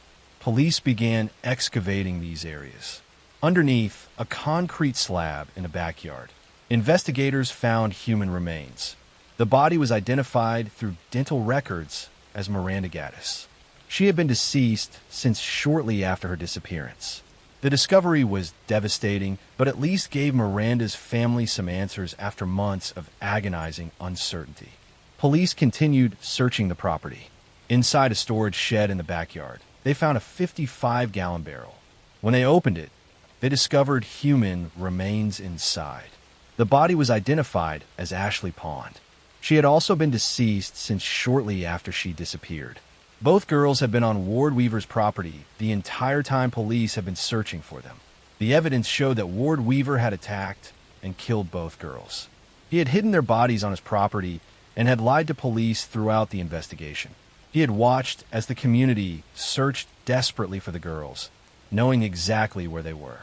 His behavior showed a level of cold calculation that horrified everyone. Ward Weaver was arrested and charged with 2 counts of aggravated murder plus additional charges, including abuse of corpses and sexual abuse. The investigation revealed that Weaver had a history of violence. His own father had been convicted of murder in California years earlier. Violence seemed to run in the family. Further investigation uncovered that Ashley had made accusations against Weaver before her disappearance. She had told people that Weaver had assaulted her. This gave Weaver a motive to silence Ashley permanently. When Miranda disappeared 2 months later, investigators believed Weaver had killed her because she knew too much about what happened to Ashley. Ward Weaver's trial was scheduled for 2004. But before the trial could begin, Weaver accepted a plea deal. He pleaded guilty to 2 counts of murder in exchange for avoiding the death penalty. He was sentenced to 2 life terms without the possibility of parole. The plea meant the families didn't have to endure a trial, but also meant many details about the murders were never revealed. During his confession, as part of the plea agreement, Weaver admitted to killing both girls. He said he had attacked Ashley first and had hidden her body in the barrel. When Miranda disappeared, he killed her as well and buried her under the concrete. He had continued living in the house with the bodies hidden on his property for months. Ashley Pond and Miranda Gaddis were young girls who should have been going to school and enjoying their teenage years. They should have had the chance to grow up, graduate, and live their lives. Instead, they encountered Ward Weaver, who saw them as victims. He took advantage of their trust and his position as an adult in their community. The case highlighted how predators can hide in plain sight. Weaver had been living in the apartment complex with everyone else. He had acted concerned when the girls disappeared. He had allowed his own children to play in the yard where bodies were buried. His ability to maintain a normal appearance while committing such terrible crimes showed a level of deception that shocked investigators. The families of Ashley and Miranda were devastated by the loss of their daughters. They had spent months hoping the girls would be found alive. Learning that they had been dead since shortly after their disappearances and had been hidden so close by was agonizing. The families took some comfort in finally being able to lay the girls to rest properly. Ward Weaver remains in prison in Oregon, where he will spend the rest of his life. He showed no real remorse for his crimes and never provided a full explanation for why he killed 2 innocent girls. His case serves as a reminder that danger can exist within our own communities and that children are vulnerable to predators who gain their trust through seemingly innocent connections. Next story. I'm going to tell you a story about a man who appeared to be the perfect husband, the perfect father, and the perfect neighbor. A man whose social media showed smiling photos, loving captions, and a quiet suburban life. And how, behind that carefully constructed image, he committed one of the most chilling family murders in modern American history. In August 2018, Chris Watts lived in Frederick, Colorado, with his pregnant wife Sean Ann and their 2 young daughters, Bella and Celeste. From the outside, their life looked stable. Chris worked as an oil field operator. Sean Ann was active on social media, documenting their family life in detail. Their home was neat, modern, and located in a quiet neighborhood filled with families just like theirs. But behind the scenes, the marriage was collapsing. Chris had begun an affair with a co-worker named Nicole Kessinger. The relationship wasn't casual. It was intense, emotional, and consuming. Chris started imagining a life without his wife, without his children, and without the responsibilities he felt were trapping him. He didn't want a divorce. He didn't want shared custody. He wanted a clean slate. On the night of August 12, 2018, Shannon returned home from a business trip just after 1:45 a.m. She was 15 weeks pregnant. The house was quiet. The girls were asleep upstairs. Chris was waiting. What happened next would later be pieced together through digital evidence, phone records, security footage, and Chris's own shifting confessions. Sometime in the early morning hours, Chris killed Shannon. He later claimed they had an emotional conversation about separation, but evidence showed no sign of a prolonged argument. There were no defensive wounds, no signs of struggle. Shannon was strangled in their bed. After killing his wife, Chris turned his attention to his daughters. Bella and Celeste were still alive. Chris later admitted that he smothered them one by one. Bella, the older child, fought back. She asked him if he was going to do the same thing to her that he had done to her mother. Those words would haunt investigators long after the case was closed. By sunrise, his entire family was dead. Chris loaded their bodies into his truck. He placed Shannon face down on the floor, wrapped in a sheet. He placed his daughter's bodies in the back seat. He then drove nearly an hour to an oil site owned by his employer, a location he had specifically chosen ahead of time. At the site, he buried Shannon in a shallow grave. Then he placed Bella and Celeste separately into two massive oil storage tanks, forcing their bodies through small openings designed for equipment, not people. He sealed the tanks and left for work as if nothing had happened. By mid-morning, Shannon's friend became concerned when she couldn't reach her. Shannon was punctual, communicative, and dependable. She missed appointments. She stopped responding to messages. Her friend contacted the police for a welfare check before Chris even returned home from work. When officers arrived, Chris appeared calm. Too calm. He told them Shannon had taken the girls to a friend's house after an argument. He said he didn't know where she went. But inside the house, everything was still there. Her car, her purse, her phone, her medications. Nothing suggested a planned departure. The cracks formed immediately. Security footage from a neighbor's camera showed Chris backing his truck into the driveway early that morning and loading items into it. Phone records showed he had been texting his mistress during and after the murders. His behavior during media interviews was unsettling. He smiled. He avoided emotion. He asked for his family's safe return while knowing exactly where their bodies were. Within days, investigators confronted him with the inconsistencies. Chris broke. First, he claimed Shannon had killed the children, and he killed her in rage. That story collapsed under scrutiny. Forensic evidence contradicted it. The autopsies told a different story. Finally, Chris confessed to killing all three. The truth was worse than anyone expected. Investigators discovered the burial site. They recovered Shannon's body. Extracting the children from the oil tanks was one of the most disturbing recovery operations many responders had ever experienced. The oil had damaged their skin.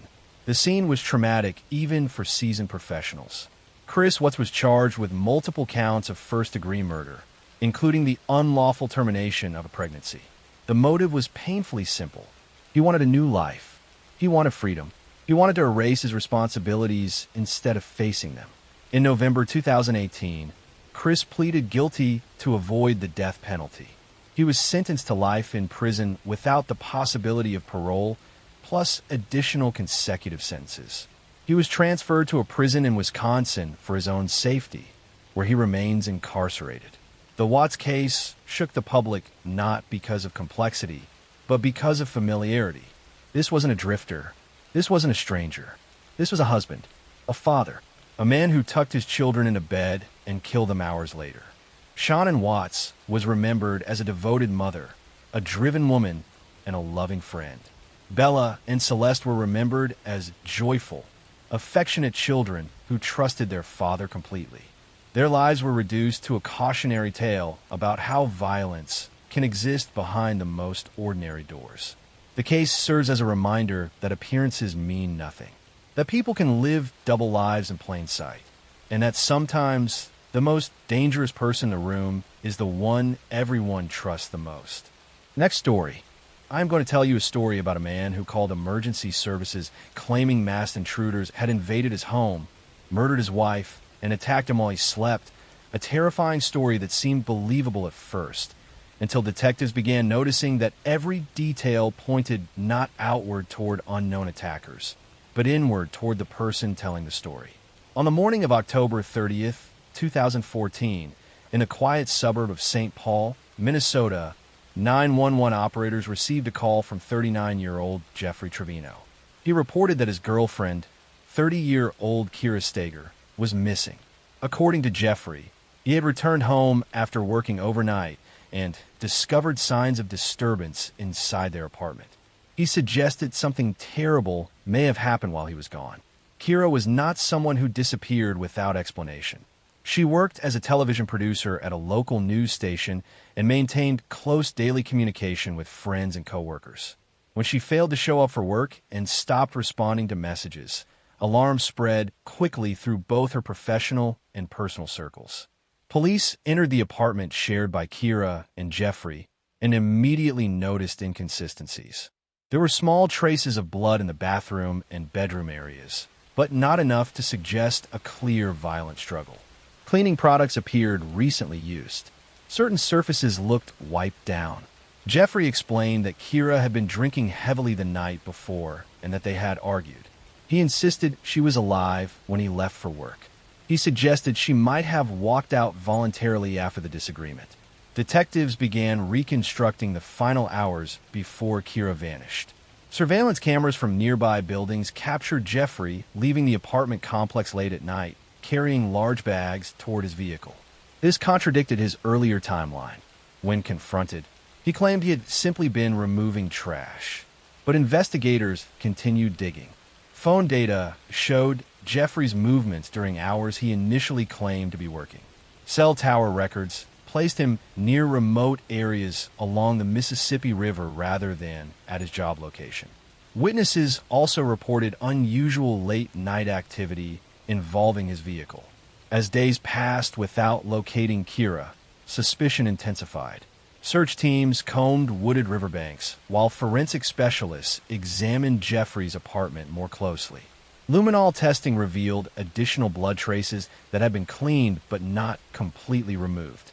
Prosecutors later argued that an argument between the couple escalated violently inside the apartment. Kira suffered fatal injuries during the confrontation. Rather than call for help, Jeffrey allegedly attempted to conceal the crime by cleaning the scene and disposing of her body. For months, Kira remained missing. Then, in May 2015, human remains were discovered along the Mississippi River near Gray Cloud Island. Dental records confirmed the remains belonged to Kira Steger. The recovery allowed prosecutors to formally charge Jeffrey Trevino with second-degree murder. During trial proceedings, investigators presented surveillance footage, digital movement tracking, forensic cleaning evidence, and inconsistencies in Jeffrey's statements. They demonstrated how his story evolved repeatedly as new evidence surfaced. The defense argued there was no eyewitness testimony proving how Kira died and suggested prosecutors relied heavily on circumstantial reconstruction. But jurors were shown a detailed timeline that contradicted Jeffrey's claims step by step. In June 2016, Jeffrey Trevino was found guilty of murdering Kira Steger. He was sentenced to more than 30 years in prison. For Kira's colleagues at the news station, the case carried particular emotional weight. Many had reported on disappearances and crimes professionally, never expecting one of their own to become the subject of such an investigation. Vigils were held throughout St. Paul as friends remembered her creativity, humor, and dedication to storytelling. The case demonstrated how modern investigations often depend less on dramatic confessions and more on accumulated detail. Surveillance cameras, digital location data, and forensic recovery exposed contradictions that verbal explanations alone could not sustain. Jeffrey Trevino's original claim of outside attackers gradually collapsed under evidence showing movement, cleanup efforts, and attempts to hide what had occurred inside the apartment. Kira Steger was 30 years old. Her disappearance began with uncertainty and hope that she might still be alive somewhere. Instead, investigators uncovered a crime rooted in a private argument that turned irreversible. What appeared initially to be mystery resolved into certainty through persistence and reconstruction, reminding investigators and communities alike that the most revealing evidence is often not dramatic, but quiet, recorded silently by technology, and uncovered piece by piece long after the crime itself has ended. Next story. I'm going to tell you a story about a respected doctor who reported his wife missing after she failed to return from a morning swim. a disappearance that looked at first like a tragic accident along a quiet coastal town, until investigators uncovered a carefully hidden double life that transformed a missing persons case into one of Australia's most shocking solved murders. On the morning of January 11th, 1982, 29-year-old Lynette Dawson vanished from her home in Bayview, a peaceful suburb overlooking Sydney's northern beaches. Lynette was a devoted mother of 2 young daughters and the wife of Christopher Dawson, a former professional rugby league player turned high school teacher. According to Christopher, Lynette had simply left the house while he was out and never returned. At first, there was little reason to suspect foul play. Adults sometimes disappeared voluntarily. Christopher told friends and police that Lynette needed time away from the marriage. He claimed she had joined a religious group and chosen to cut contact with family. But there was one problem. Lynette never contacted her parents again. She never accessed bank accounts. She never collected belongings. She never attempted to see her children. For someone described as deeply devoted to motherhood, the disappearance made little emotional sense. Despite concerns raised by Lynette's family, the investigation stalled. Missing persons procedures in the early 1980s lacked the urgency modern cases receive. Without a body or clear evidence of violence, the case gradually faded. Meanwhile, Christopher Dawson's life moved forward with unsettling speed. Within days of Lynette's disappearance, he moved a teenage student from the school, where he taught in the family home as a live-in babysitter. Soon afterward, he began a relationship with her. Friends and relatives found the situation disturbing, particularly given how quickly it followed Lynette's disappearance. For years, suspicions lingered, but never resulted in charges. The case remained dormant for decades until renewed public attention emerged through investigative journalism. In 2018, an Australian podcast revisited Lynette Dawson's disappearance in extraordinary detail, re-examining witness accounts, timelines, and previously overlooked statements. Public pressure led New South Wales police to reopen the investigation. Detectives began reconstructing events from 40 years earlier. Witnesses came forward describing arguments between Christopher and Lynette before she vanished. Former neighbors recalled hearing disturbances. Former students testified about Christopher's inappropriate relationships and controlling behavior. Investigators concluded that Lynette had likely been killed inside the family home. Although her body was never recovered, prosecutors argued that Christopher Dawson murdered his wife to pursue a relationship free from marital obligation. In 2020, Christopher Dawson was arrested and charged with murder. Because of intense media coverage, the trial was conducted before a judge alone rather than a jury to ensure impartiality. Prosecutors presented a circumstantial but detailed case showing motive, opportunity, and post-disappearance behavior inconsistent with innocence. They emphasized that Lynette had left behind everything central to her life, including children she loved deeply.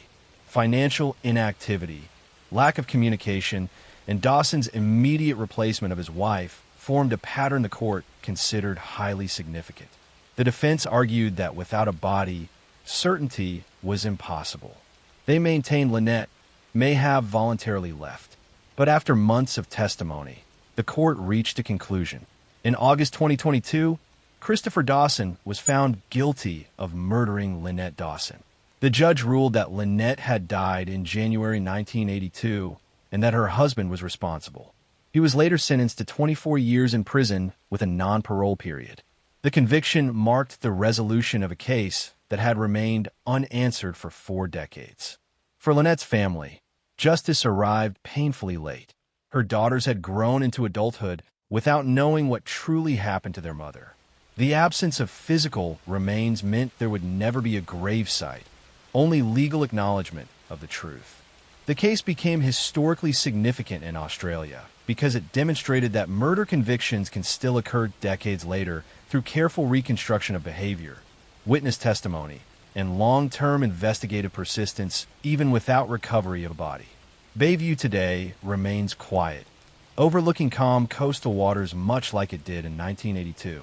But beneath that peaceful setting lies the memory of a disappearance once dismissed as voluntary.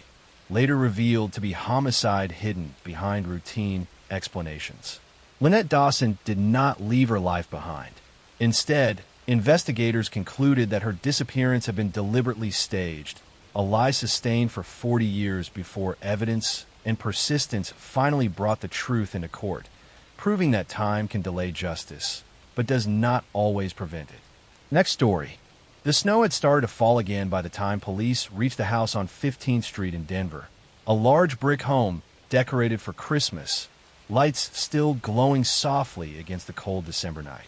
Inside, the Ramsey family had returned from a holiday party just hours earlier. It was December 26, 1996, and what began as a report of a missing child would become one of the most analyzed homicide cases in American history. But unlike the years of speculation and media chaos that followed, this story has a legal conclusion. This is the story of the murder of JonBenet Ramsey and the man whose confession closed the case in court, even if not in public opinion. JonBenet Ramsey was 6 years old. She was known for participating in child beauty pageants, often photographed in elaborate costumes and stage makeup. Her family, John and Patsy Ramsey, were well known in their community. John was a successful businessman. Patsy was active socially and with the children's activities. They had 2 children, Burke and JonBenet. In the early morning hours after Christmas, Patsy called 911 reporting that JonBenet was missing. She said she had found a ransom note on the staircase demanding $118,000 for her daughter's safe return. The amount matched John Ramsey's recent work bonus, a detail that immediately raised suspicion. Police arrived quickly. The house was large, with multiple levels and a basement. Friends and family were allowed inside during the early hours, a decision later criticized as contaminating potential evidence.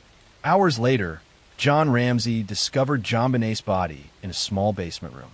She had been strangled and suffered a severe head injury. The crime scene stunned the country. The ransom note was long, unusually detailed, and written on paper from inside the home. Handwriting analysis would later suggest similarities to Patsy Ramsey's writing, though never conclusively enough for charges. There were no clear signs of forced entry.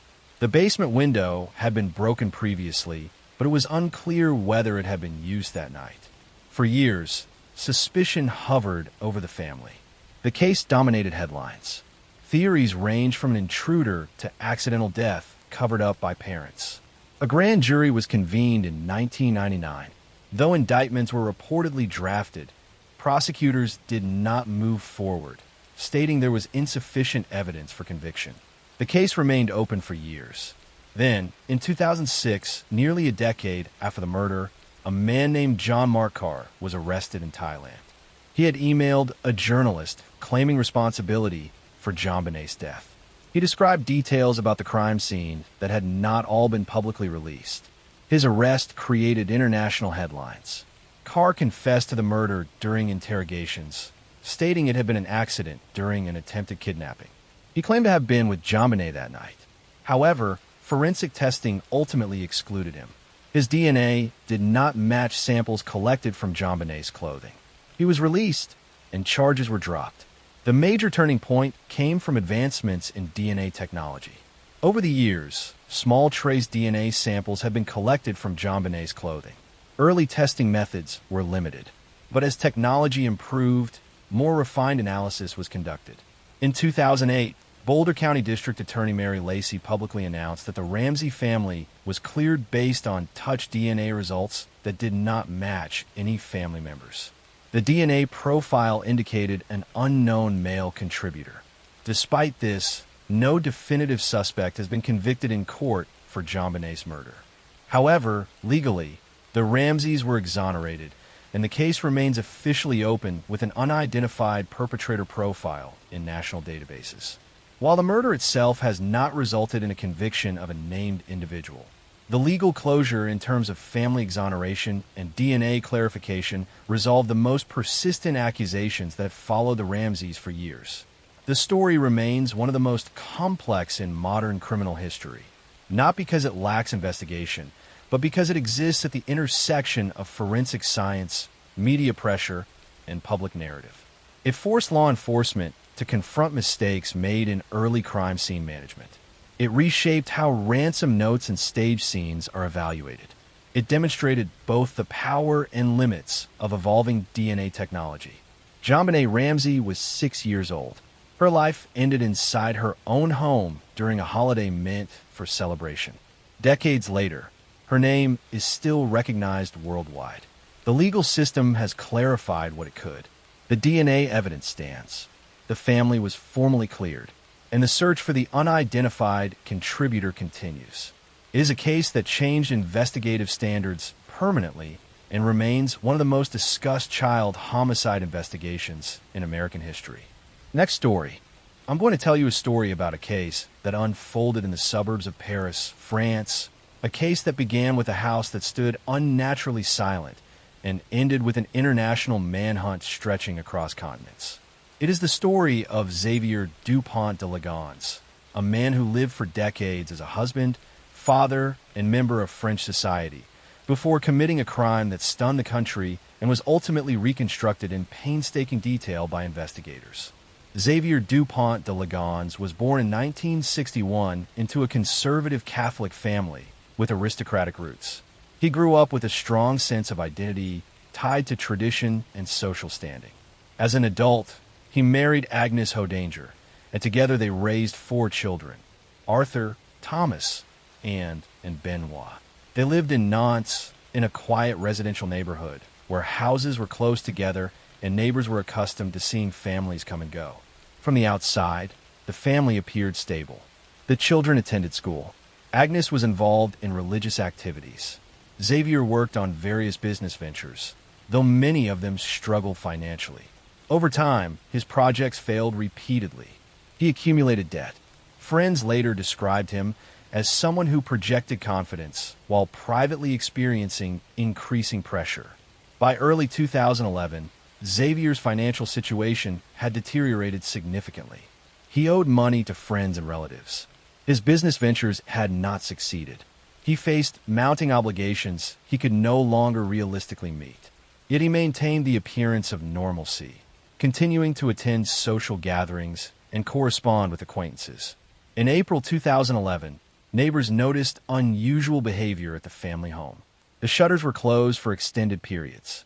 The family's presence seemed to fade.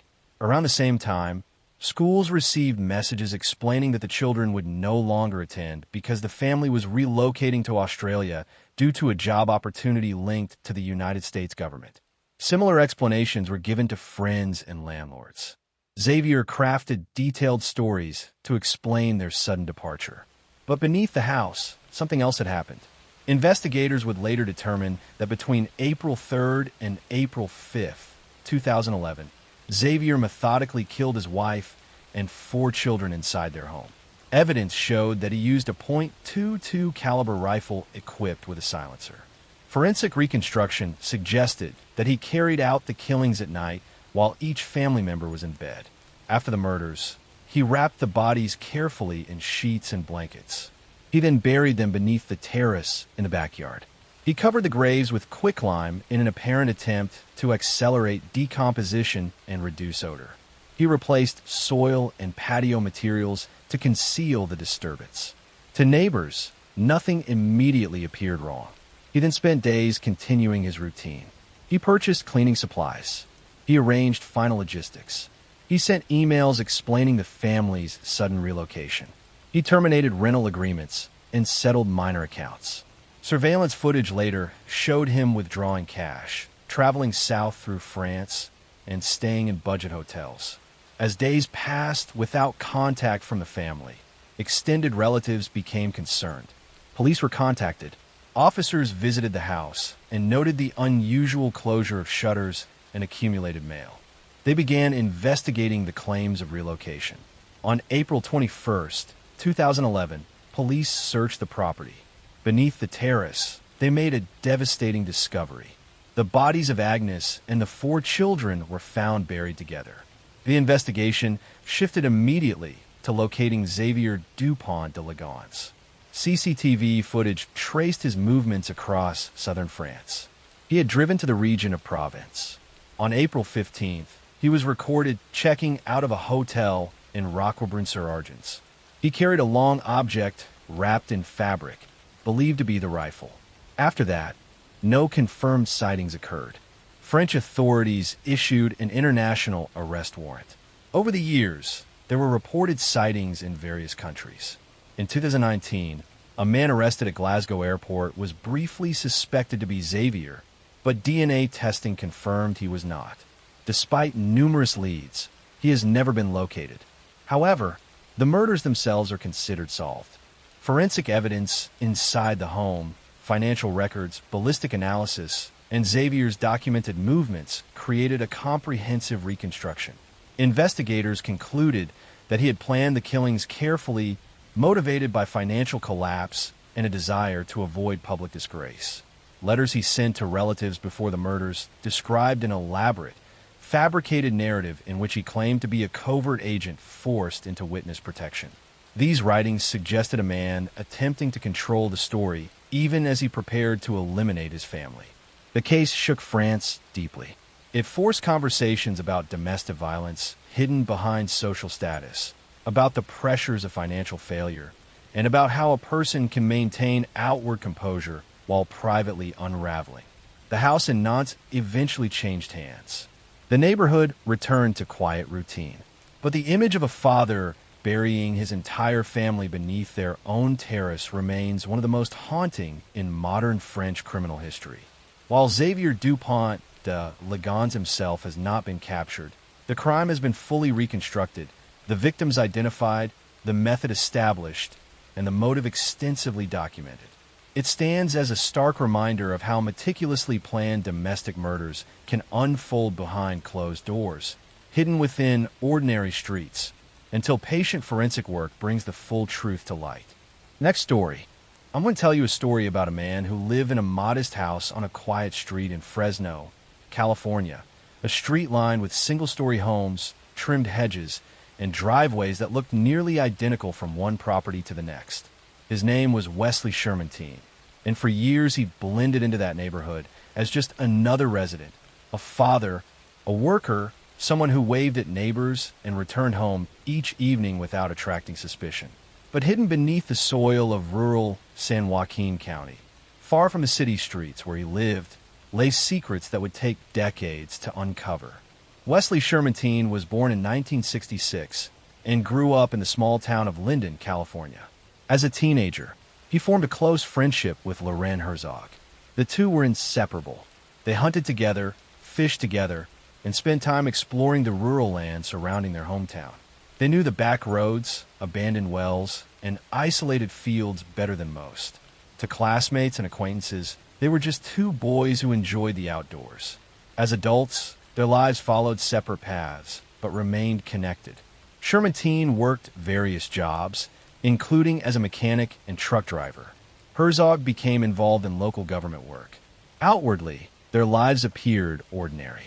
But beginning in the mid-1980s, people in the Linden area began disappearing.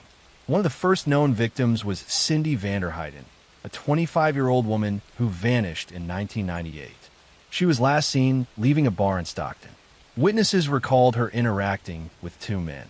Investigators later determined those men were Shermantine and Herzog. When Cindy failed to return home, her family reported her missing. Police launched a search, but without a body or clear evidence, the case stalled. Years passed with little progress. Then other disappearances were revisited. Some victims were women who had been seen in rural areas. Others were acquaintances who had crossed paths with Shermantine or Herzog. In 2000, Shermantine and Herzog were arrested on suspicion of murder. The investigation intensified. Detectives conducted interviews, searched properties, and examined old wells and remote land in San Joaquin County. They discovered remains in abandoned wells, locations so deep and isolated that bodies could remain hidden for years without detection. Forensic testing confirmed multiple victims. The details that emerged during interrogation were disturbing. Shermantine made statements implicating himself and Herzog in numerous murders. He described targeting vulnerable women, luring them into vehicles, and killing them before disposing of their bodies in rural locations they had known since childhood. Herzog denied responsibility, claiming Shermantine was acting alone. The legal proceedings were complex. Shermantine was convicted in 2001 of multiple murders and sentenced to death. Herzog accepted a plea deal in 2004, pleading guilty to voluntary manslaughter in exchange for a reduced sentence and agreeing to assist authorities in locating additional victims. Under supervision, Herzog led investigators to burial sites. More remains were discovered. The rural wells that had once been part of childhood exploration became crime scenes, excavated carefully as forensic teams recovered bones and personal effects. Each discovery reopened wounds for families who had waited years for answers. In 2012, Loren Herzog was found dead in what authorities ruled a suicide, just days after being ordered back to prison for violating parole. Shermantine, from death row, continued making claims about additional victims. He provided maps and diagrams indicating burial locations. Investigators followed up on these leads, uncovering more remains and attempting to identify them through DNA testing. The full number of victims remains uncertain. What makes this case especially chilling is the combination of familiarity and isolation. Shermantine and Herzog used knowledge of rural land they had known since youth. They chose locations far from public view, wells abandoned and forgotten, places where disappearance could remain unexplained for years. The small town of Linden struggled to process the revelation that two local men, raised in the community, had committed such crimes. Neighbors reevaluated past interactions. Families revisited memories, searching for signs they might have missed. The quiet properties in Fresno and the remote farmland of San Joaquin County returned to stillness over time. Wells were sealed, land was reclaimed, but the investigations left a permanent imprint on the region. For decades, victims' families lived with uncertainty, not knowing where their loved ones were. The eventual discoveries brought confirmation, but not relief. The crimes demonstrated how trust and familiarity can conceal violence, how geography can be used deliberately to hide evidence, and how persistence in investigation can eventually uncover truths buried deep beneath the surface of ordinary landscapes. Next story. I'm going to tell you a story about a man who lived in a quiet university town in Pennsylvania, a man who was intelligent, soft-spoken, and studying to become a neuroscientist. His name was Hugo Selensky, and for years, he lived in a modest home surrounded by thick woods near Bear Creek Township. He appeared to be someone pursuing a future in science, someone focused on education and building a career. But hidden beneath that calm exterior was a secret that would eventually shock investigators and reveal a series of crimes buried literally beneath the ground he lived on. Hugo Selensky was born in 1974 and grew up in Pennsylvania. He was considered highly intelligent. He attended college and studied biochemistry and neuroscience. He was known to be quiet and reserved. People who met him often described him as polite but distant, someone who kept to himself. He eventually lived alone in a small house located in a wooded area, far enough from neighbors that his daily activities attracted little attention. In 2002, two people named Frank James and Karen Brandt disappeared. Frank James was a pharmacist. Karen Brandt was his girlfriend. They lived together and had plans for their future. Their sudden disappearance alarmed family members. They had not taken their belongings. They had not contacted friends or relatives. Their car was missing. Their absence was abrupt and unexplained. Police began investigating. They discovered that Frank James had been scheduled to meet Hugo Selensky shortly before his disappearance. This connection immediately drew attention. Investigators questioned Selensky. He denied involvement. He appeared calm. He gave no indication of panic or distress. But investigators continued examining evidence. In 2003, police obtained a search warrant for Selensky's property. When they arrived at the wooded land surrounding his house, they began searching the ground carefully. Eventually, they discovered something buried beneath the soil. They found human remains. The bodies were identified as Frank James and Karen Brandt. Both had been killed. The discovery transformed the investigation completely. What had been a missing persons case was now a confirmed double homicide. Investigators expanded their search of Selensky's property. They believed there could be more victims. During interrogation, Selensky made statements that suggested additional crimes. He described conflicts with individuals. He described violence. But his statements were inconsistent, sometimes retracting admissions, sometimes suggesting involvement. Investigators continued searching the property. They found additional human remains. Over time, authorities came to believe that Selensky may have been responsible for multiple murders. Some victims were individuals connected to criminal activity. Others had disappeared under unclear circumstances. Selensky was arrested and charged with murder. The legal process was complex and extended over many years. Prosecutors presented forensic evidence connecting Selensky to the victims. They presented physical evidence recovered from his property. They reconstructed timelines showing how victims had last been seen with him. Selensky's defense challenged the evidence, arguing that it was incomplete or misinterpreted. But the physical evidence was difficult to dispute. In 2015, Hugo Selensky was convicted of the murders of Frank James and Karen Brandt. He was sentenced to life in prison without the possibility of parole. Investigators believe there may have been additional victims, but not all cases resulted in formal convictions due to lack of sufficient evidence. What makes this case especially disturbing is how ordinary Selensky's life appeared from the outside. He lived quietly. He studied science. He interacted normally with people around him. Yet beneath his property were graves containing victims who had disappeared without explanation. For years, the wooded land surrounding his home concealed the truth. The soil remained undisturbed. The house remained quiet. There were no outward signs of what lay beneath.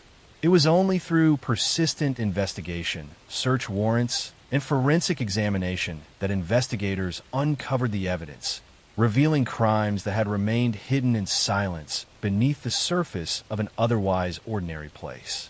Next story.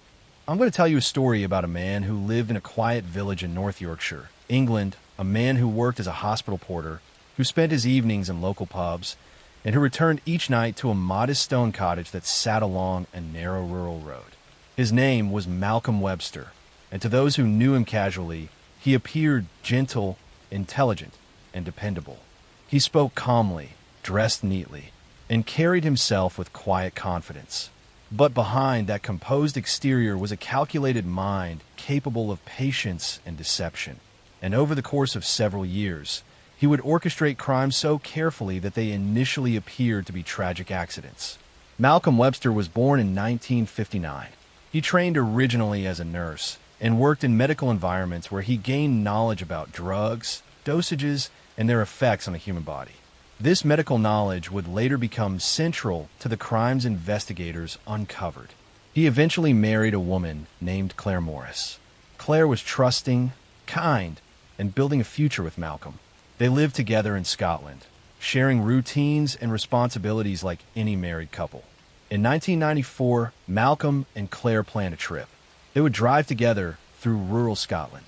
It was supposed to be an ordinary journey, nothing unusual or dangerous. But during that drive, Claire suddenly became unconscious. Malcolm later told authorities that she had simply fallen asleep in the passenger seat. He said he continued driving along a winding rural road. Then, the car left the road. It rolled down an embankment and crashed. Emergency responders arrived at the scene. Malcolm survived. Claire did not. At first glance, the crash appeared to be a tragic accident. Rural roads can be dangerous. Vehicles can lose control. Fatigue can cause drivers to drift off course. Investigators examined the scene, documented vehicle damage, and reviewed Malcolm's statement. With no immediate evidence of foul play, Claire's death was ruled accidental. Malcolm Webster received life insurance money following her death. He continued his life. Years passed. He eventually moved to New Zealand, seeking a fresh start. There, he met a woman named Felicity Drum. Felicity was a university lecturer, intelligent and independent. She and Malcolm began a relationship. He presented himself as a widower who had lost his wife in a tragic accident. He appeared sensitive and emotionally affected by his past. Felicity trusted him, but over time, Felicity began experiencing unusual symptoms. She felt dizzy, weak, disoriented. She did not understand why. Medical tests could not immediately explain her condition. But Felicity began to suspect something was wrong. She noticed patterns. Her symptoms appeared after Malcolm prepared drinks for her. She began to question whether she was being deliberately drugged. Trust slowly turned into fear. Felicity contacted authorities. Police began investigating Malcolm Webster carefully. They examined his background. They discovered the earlier death of his wife in Scotland. They examined medical records. They analyzed substances found in Felicity's home. Forensic testing revealed the presence of sedative drugs. These drugs could cause unconsciousness, confusion, and loss of control. Investigators realized that Felicity had likely been deliberately drugged. Malcolm Webster was arrested in New Zealand in 1999. He was charged with attempted murder. Investigators in Scotland were notified. They reopened the investigation into Claire Morris's death. With new information about Malcolm's actions in New Zealand, the earlier crash took on new significance. Forensic experts re-examined the original evidence. They considered the possibility that Claire had been drugged before the crash. They examined whether Malcolm had staged the accident deliberately. In New Zealand, Malcolm Webster was convicted of attempted murder and sentenced to prison. Years later, Scottish authorities brought him back to the United Kingdom to stand trial for Claire Morris's death. During the trial, prosecutors presented a detailed reconstruction of events. They argued that Malcolm had drugged Claire, waited until she was unconscious, and then deliberately driven the car off the road to create the appearance of an accident. His motive, they argued, included financial gain through life insurance. The defense challenged these claims, arguing that the crash was accidental and that the evidence was circumstantial. But the jury examined the pattern. They saw the similarities between the attempted murder in New Zealand and the earlier death in Scotland. In 2011, Malcolm Webster was convicted of murdering Claire Morris. He was sentenced to life imprisonment.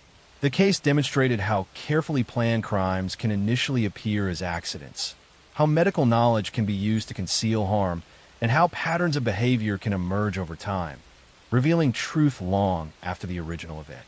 For years, Malcolm Webster lived freely, believed by many to be a grieving widower. He spoke about loss. He built relationships. He presented himself as a survivor of tragedy. But beneath that identity was a calculated pattern that investigators would eventually uncover, proving that what appeared to be accidental loss had in fact been deliberate, hidden behind planning, patience, and the assumption that time would conceal the truth. Next story. I'm going to tell you a story about a man who lived in a quiet coastal town in California, a man who worked as a sonar technician for the U.S. Navy, someone trained to detect what could not be seen, someone who spent his professional life listening carefully for hidden signals beneath the surface. His name was John Scott Smith, and for years he lived in San Diego County, presenting himself as an ordinary veteran adjusting to civilian life. He was polite when speaking with neighbors. He rented rooms, maintained friendships, and blended easily into everyday routines. He had relationships with women, often meeting them through dating websites. To anyone who knew him casually, he appeared calm, emotionally reserved, and unremarkable. But behind that controlled exterior, investigators would later discover a pattern of manipulation and violence that spanned years. In 2010, Smith began a relationship with a woman named Joan D'Alessandro. She was kind, trusting, and building her own independent life. Like many modern relationships, their connection began online. They met in person, spent time together, and gradually formed what appeared to be a normal romantic partnership. But over time, Smith's behavior became controlling. He monitored her actions.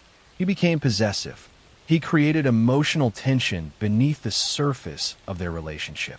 Still, nothing outwardly suggested the level of danger that existed privately. In May 2012, Joan disappeared. At first, her absence was not immediately classified as suspicious. Adults sometimes leave voluntarily. They travel. They distance themselves from relationships. But Joanne's family quickly recognized that her disappearance did not align with her personality or habits. She stopped responding to messages. She left behind belongings she would normally carry. She had not informed anyone of travel plans. Concern grew rapidly. Her family contacted authorities, initiating a missing persons investigation.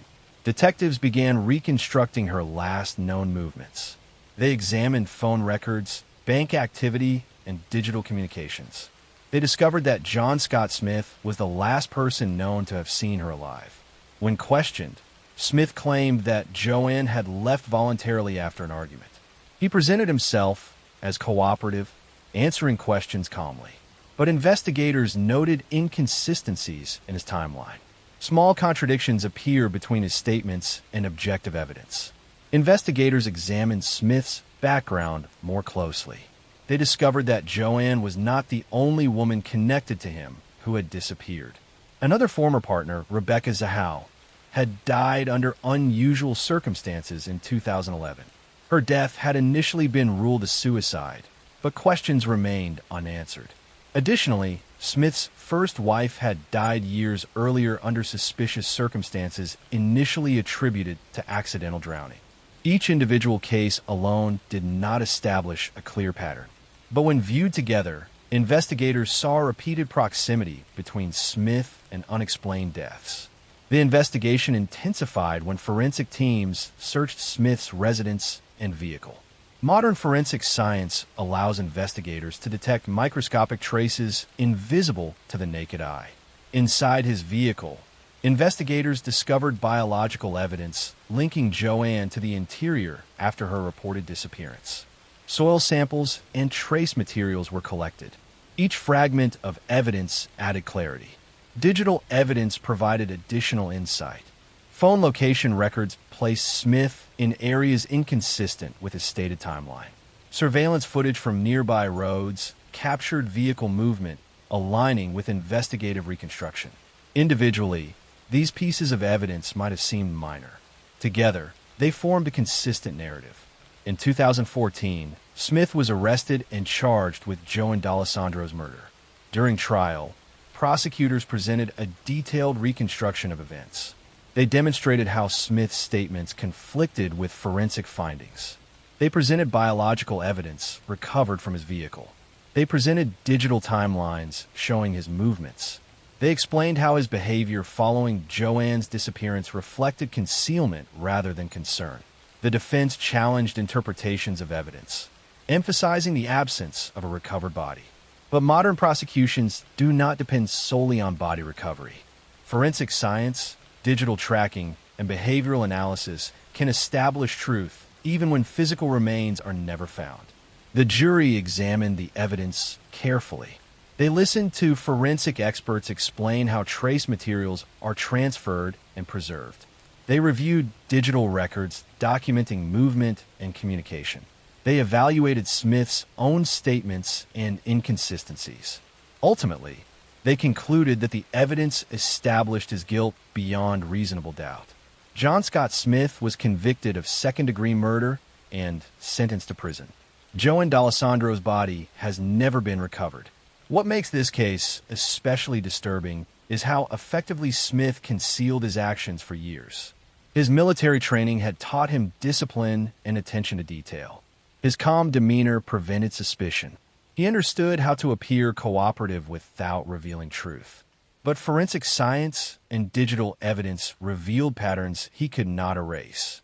Today, he remains incarcerated, his controlled public identity replaced permanently by the evidence that exposed his hidden actions. His case stands as a reminder that even when someone believes they have eliminated the most visible traces of a crime, invisible evidence remains embedded in the physical and digital world, waiting for investigators to uncover it piece by piece until the full truth emerges. Next story. I'm going to tell you a story about a man who lived inside an ordinary suburban home, surrounded by quiet streets and neighbors who believed they understood the people living around them.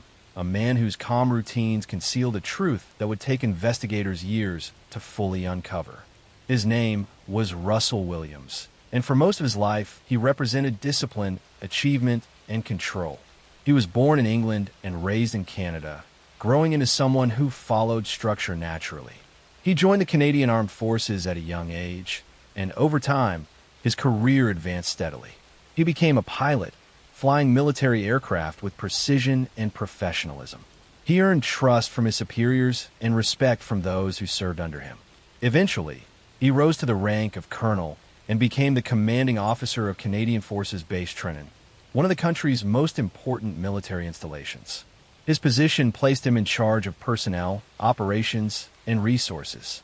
He was responsible for leadership decisions affecting hundreds of lives.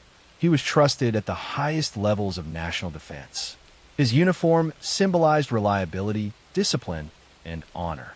He lived with his wife in Tweed, Ontario, a small, peaceful community surrounded by forests and open land.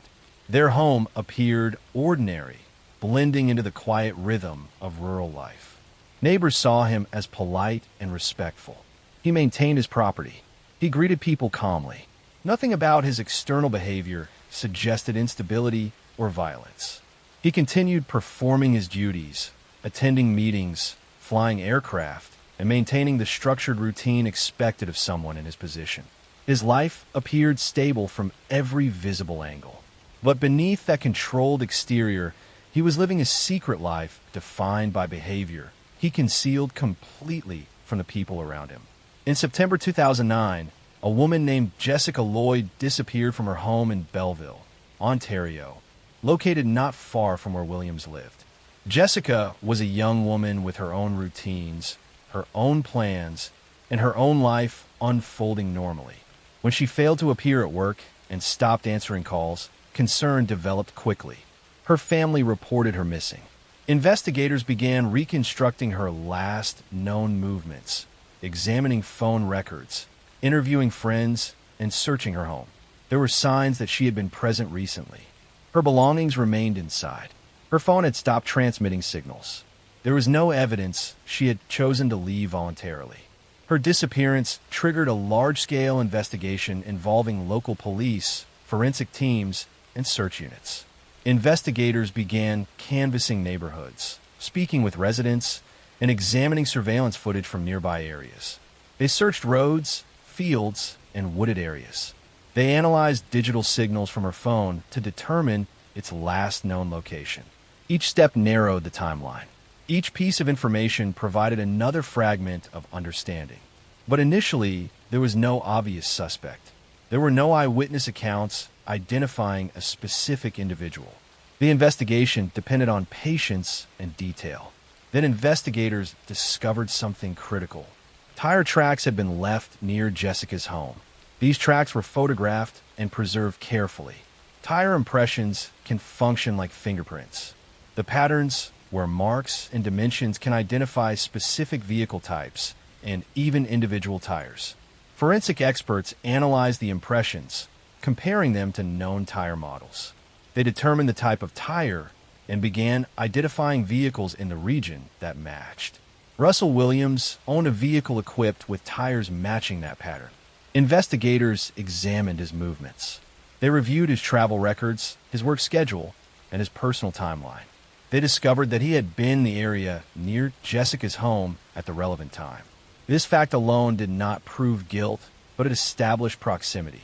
Investigators continued gathering evidence carefully, understanding that building a complete case required more than coincidence. They obtained a warrant and searched Williams' home. Inside, they discovered items that transformed the investigation completely. They found personal belongings belonging to victims. They found photographs. These photographs were especially disturbing. They showed victims inside their own homes, photographed secretly without their knowledge. The images revealed that Williams had entered homes at night, moving silently, documenting private spaces. The photographs established a pattern of intrusion and escalation. They showed preparation, planning, and concealment. Investigators arrested Russell Williams in February 2010. During interrogation, he initially denied involvement.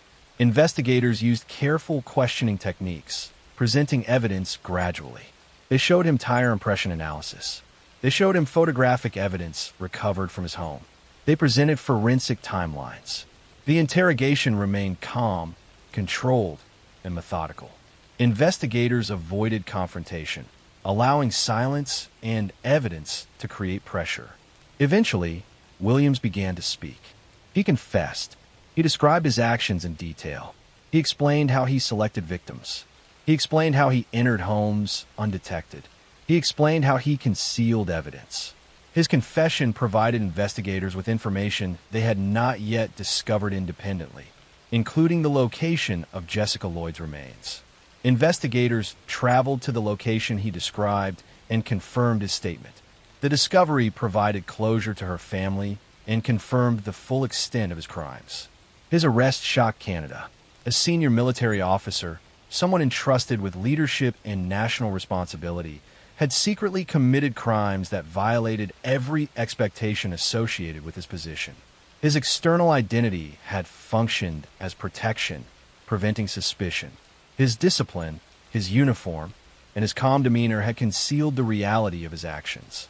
During trial, Williams pleaded guilty. The court examined forensic evidence, digital records, and his own confession. He was sentenced to life imprisonment with no possibility of parole for 25 years. His military career ended in disgrace. His rank, honors, and reputation were permanently stripped away. What makes this case especially disturbing is the contrast between appearance and reality. Russell Williams lived inside structure and discipline. He followed routines. He fulfilled responsibilities. He presented himself as stable and trustworthy. But his secret life existed parallel to his public identity, invisible until investigators assembled the evidence piece by piece. His capture was not the result of chance, but the result of patient forensic work, careful observation, and the understanding that even the most controlled individuals leave traces behind. Today, he remains imprisoned, his former identity as a respected military leader replaced permanently by the evidence that revealed the truth he believed he could hide forever. Next story. I'm going to tell you a story about a man who worked in hospitals, who wore scrubs, who moved quietly through intensive care units during the night shift. He adjusted 4 lines, checked monitors, spoke softly to patients, and blended into the rhythm of medical routine. His name was Charles Cullen, and for 16 years he moved between hospitals in New Jersey and Pennsylvania, trusted as a nurse in some of the most vulnerable spaces in modern life. Charles Cullen was born in 1960 in West Orange, New Jersey. His childhood was marked by instability and loss. His father died when he was young, and family members later described him as withdrawn and troubled. As a teenager, he struggled with depression and attempted suicide more than once. After high school, he enlisted in the U.S. Navy, serving aboard a submarine. Following his discharge, he pursued nursing, a profession that placed him in positions of care and responsibility. By the late 1980s, Cullen was working as a registered nurse. Colleagues often described him as competent, sometimes quiet, sometimes reserved. He frequently worked night shifts, where staffing levels were lower and oversight less constant. Over time, patients in facilities where Cullen worked began experiencing unexpected medical crises. Some went into sudden cardiac arrest. Others suffered unexplained drops in blood pressure.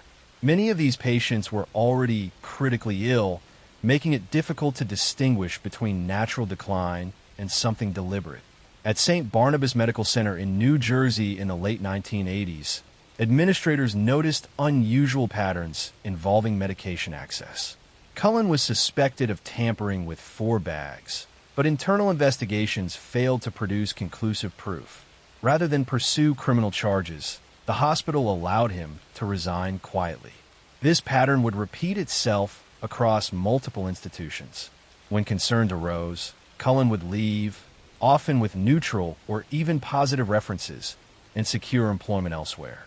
Throughout the 1990s and early 2000s, Cullen worked at a series of hospitals.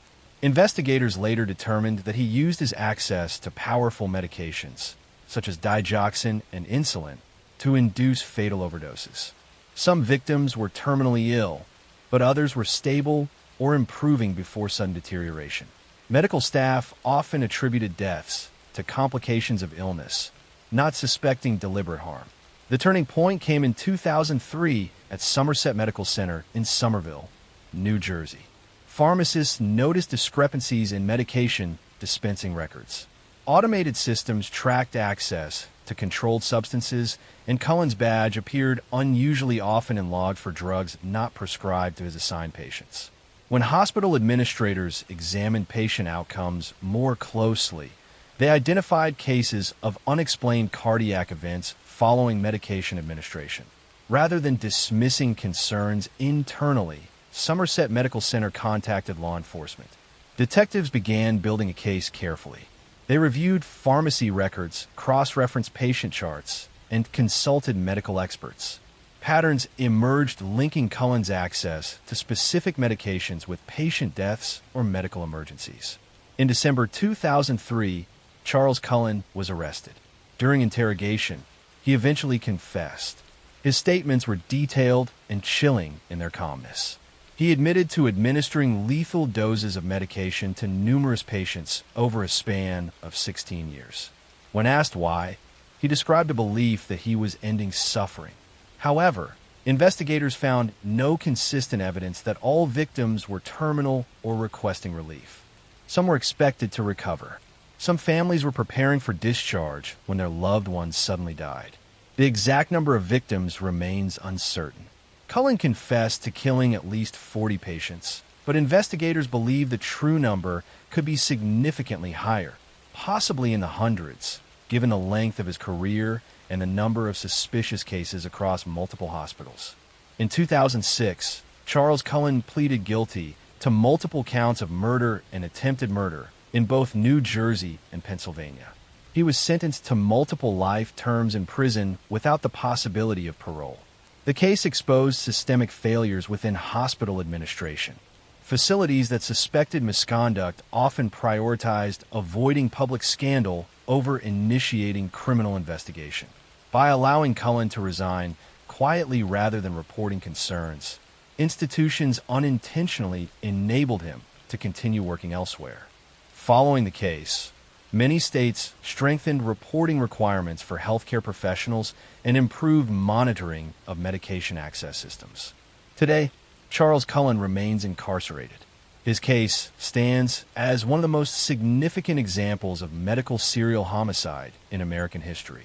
It revealed how trust within healthcare settings can be exploited, how institutional hesitation can compound harm, and how patterns can remain hidden when each event is viewed in isolation rather than as part of a larger trajectory. For years, families believed their loved ones had simply succumbed to illness. It was only after careful forensic review and data analysis that a different explanation emerged, one built not on sudden tragedy, but on repeated, deliberate acts carried out under fluorescent hospital lights during quiet overnight hours. Next story.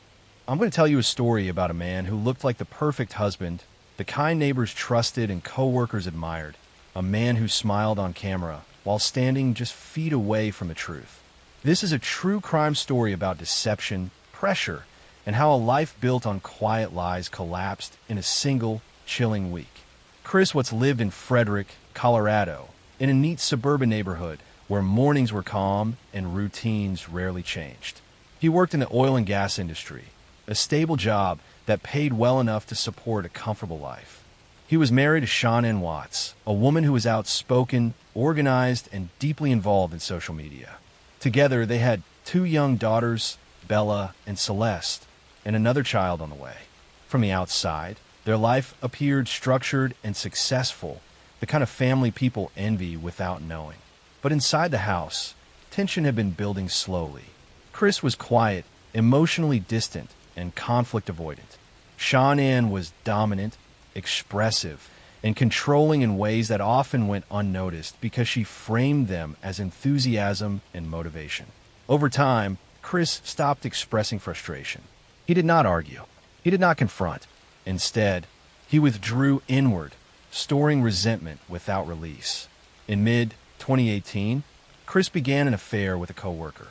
This relationship awakened something dangerous. For the first time in years, Chris felt unburdened. He imagined a life without responsibilities, without debt, without marriage or children. But instead of seeing obstacles as problems to solve, he began seeing them as things to remove. On the night of August 12, 2018, Shannon returned home from a business trip just after 2 a.m. She was exhausted and pregnant. What happened next unfolded quietly, without screaming, without chaos. And that is what makes it so disturbing. Chris killed her in their bedroom. What followed was even darker. He then killed his 2 daughters, one by one. There was no emergency call, no moment of hesitation recorded. He loaded their bodies in his truck before sunrise, driving calmly to an oil site where he worked. There, he buried Sean Ann in a shallow grave and placed his daughters in separate oil tanks, pushing their small bodies through narrow openings with deliberate force. Then he went to work as usual. When Sean Ann failed to respond to messages later that morning, concerns spread quickly. Her friend contacted police, sensing something was wrong. Officers arrived at the house the same day. Chris welcomed them inside, calm, cooperative, and seemingly confused. This is where the story turns deeply unsettling. On body camera footage, Chris spoke softly, pacing the living room, answering questions politely. He suggested Sean Ann had taken the children and left after an argument. He showed no panic, no urgency. His concern appeared rehearsed, shallow, and oddly delayed.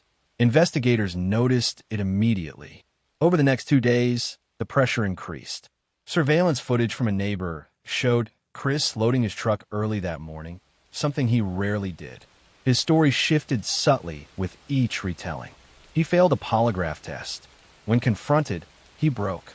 Chris confessed. At first, he tried to shift blame, claiming Sean Ann had killed the children, and he reacted in rage. But that version collapsed quickly. Faced with evidence, he admitted the full truth. The murders were premeditated. The actions were deliberate. The public reaction was immediate and intense. People were horrified not just by what he did, but by how ordinary he seemed while doing it. Interviews aired showing him pleading for his family's return just hours after killing them. His flat effect, awkward smiles, and emotional emptiness became symbols of how deception can hide behind politeness. In November 2018, Chris Watts pleaded guilty to multiple counts of first-degree murder.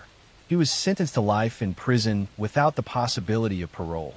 In later interviews from prison, he spoke about the murders with disturbing calm, offering explanations that never truly explained anything. He said he felt free afterward. He said he did not understand why he did it. He said too much, and yet nothing that made sense.